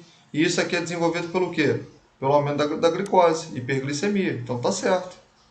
Elas podem evoluir? A hiperglicemia evolui para quê? Para essas doenças aqui, ó. Tá? Tudo bem? Então, ó, a número 2, ela tá o quê? Tá certa. Então, ó, 1 e 2 estão corretas. Vamos para a terceira aqui. Deixa eu descer aqui. Tá acabando, tá? Fica tranquilo que já tá acabando já. Vamos para a terceira. O tratamento da pessoa com diabetes do tipo 1 possui 5 componentes principais. Educação em diabetes, né? Vai ensinar diabetes. Insulinoterapia, sabe o que é insulinoterapia, né? Administração de insulina. Automonitorização glicêmica, sabe o que é automonitorização? É eu ensinar o paciente a se automonitorizar. É eu ensinar para ele justamente para quando ele deve fazer, né, a avaliação da glicemia dele. Por exemplo, de manhã ele avalia justamente ali a glicemia dele, né, antes ali do café, depois ali antes do almoço, depois antes de dormir. Então a gente pede para ele fazer esse acompanhamento. Lembrando que, né, se ele tem de 70 a 54 de glicemia, ele está apresentando uma hipoglicemia. É importantíssimo você lembrar que a complicação do diabético é desenvolver hipoglicemia, tá? Pelo erro ali dos medicamentos que ele utiliza. E também pelo erro dos alimentos que ele utiliza. Por quê? Porque como a gente tem muita essa fobia de açúcar, ele acaba consumindo pouco açúcar e desenvolve hipoglicemia. Então vocês têm que tomar cuidado com isso. Por quê? Porque o que faz você ter açúcar no corpo é o que tu come. Se você não come nada, é hipoglicemia. Tudo bem? Tranquilo? Então, tá essa dica aí para vocês aí. Né? Orientação nutricional e prática de exercício físico.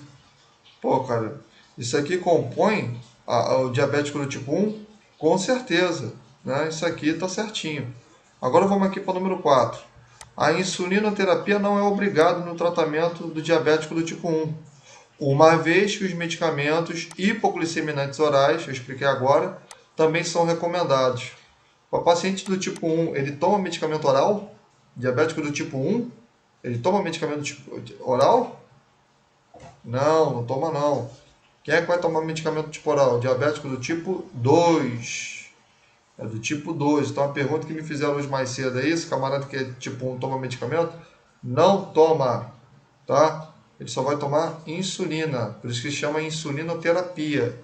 Então, ó, das 4, a 1, a 2, a 3 é que tá certo. Então, qual que você marcaria aqui? Lógico, né? Letra E. Vamos ver? Aí, ó, acertou, viu? Se fosse na prova do PSF, eu passava. Deu mole, não fez? Ó, vamos para outra aqui. Vamos lá. Vamos para outra aqui rapidinho. Tá acabando. Vou ver se... Aqui uns 5 minutinhos eu libero vocês, tá? Rapidinho aqui. Mas vamos lá. Mesma coisa, ó, técnico de enfermagem, a Prefeitura de Quadra, São Paulo, Consuplan, ano 2019. Ó. Aí, ó. Técnico de enfermagem, ó. Vamos lá, ó.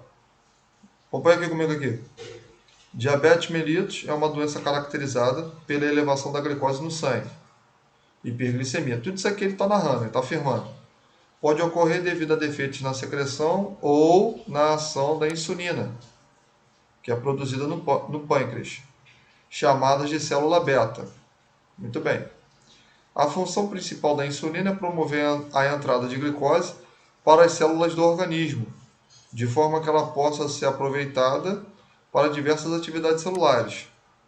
Ok. A falta de insulina ou defeito na sua ação resulta, portanto, em acúmulo de glicose no sangue, o que chamamos de hiperglicemia. Não sei para que eu repeti isso aqui. Sobre o tratamento, marque o item correto. 2 pontos. Vamos lá. Sobre o tratamento, marca o troço certo. Vamos lá. Vamos ver aqui. Letra A. O tratamento da diabetes é sempre feito com o uso de medicamentos, seja por via oral, no caso de hipoglicemiantes, utilizados na diabetes do tipo 1, como injetáveis, como no caso da insulinoterapia do tipo 2. Pô, na moral, isso aqui você acha que está certo, isso aqui?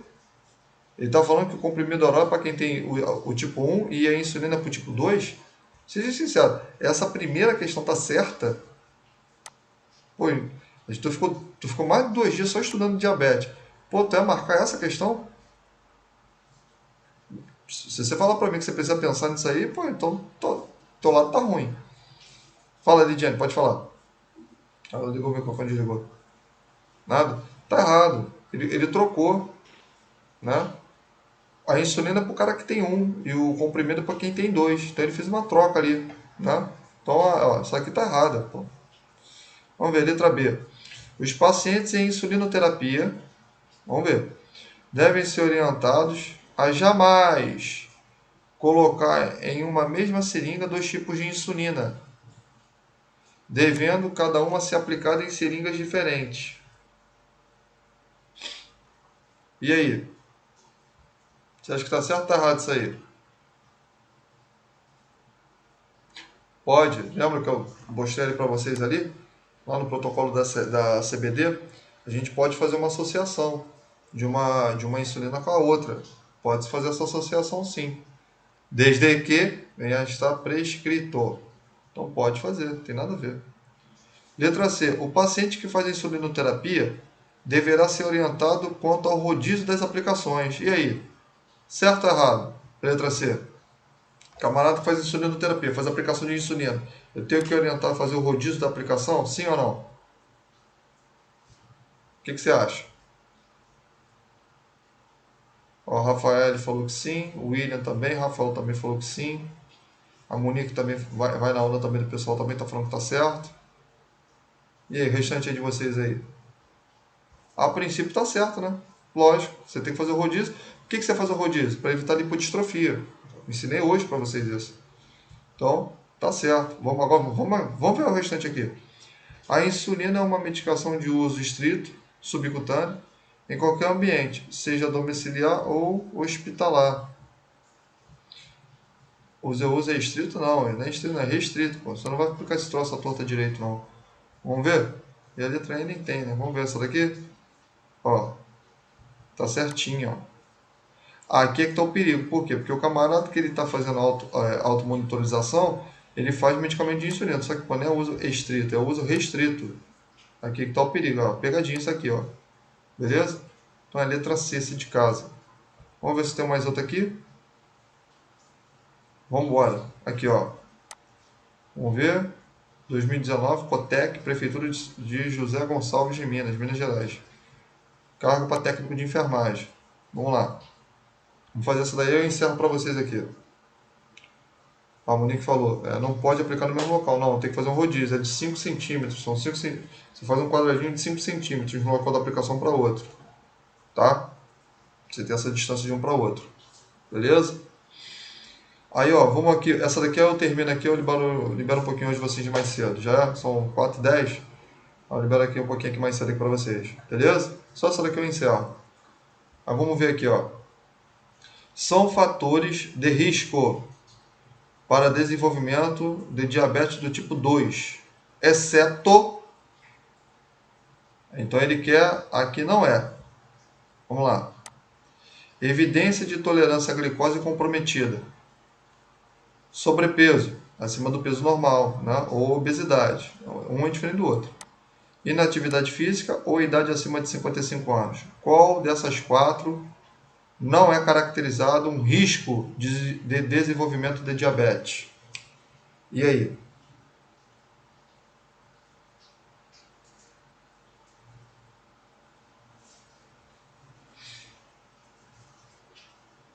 Não, é 55 aqui ele está falando. E aí? Qual que não é? Não é caracterizado. Vamos ver? Sobrepeso, né? É caracterizado. Isso você aprendeu comigo. Obesidade também, né? Por isso que a maioria do camarada que tem diabetes tipo 2, ele é obeso. Evidência de tolerância à glicose. Tolerância à glicose é o quê? Resistência à insulina. Porra, também. Inatividade física, que é sedentarismo. Também. Então, pô, qual que não é caracterizado? Idade acima de 55. Vamos ver? Acertou. Aí, ó. É o que não é caracterizado. Você é assim, né? Pô, todo mundo deve ter diabetes, né? Pô, já pensou? 55 anos, porra, caraca. Nada a ver. Então é essa daí que não é caracterizada. Tranquilo, beleza? Caramba, muita gente foi embora. De 21 até só tem 14. O pessoal não aguenta ficar até o final da aula, não. Caraca. O pessoal quer cansado, pessoal. Mas aí, ó, pra vocês aí que ficaram aí, ficou com alguma dúvida aí? Quer fazer uma pergunta? Aproveita aí. Vamos terminar. Quer ou não? Quer falar nadinha? Nadinha, nadinha, nadinha, nadinha? Não, pessoal, acaba logo com essa aula logo. Ninguém mais aguenta te ouvir. Calma, que isso? Violência. E aí?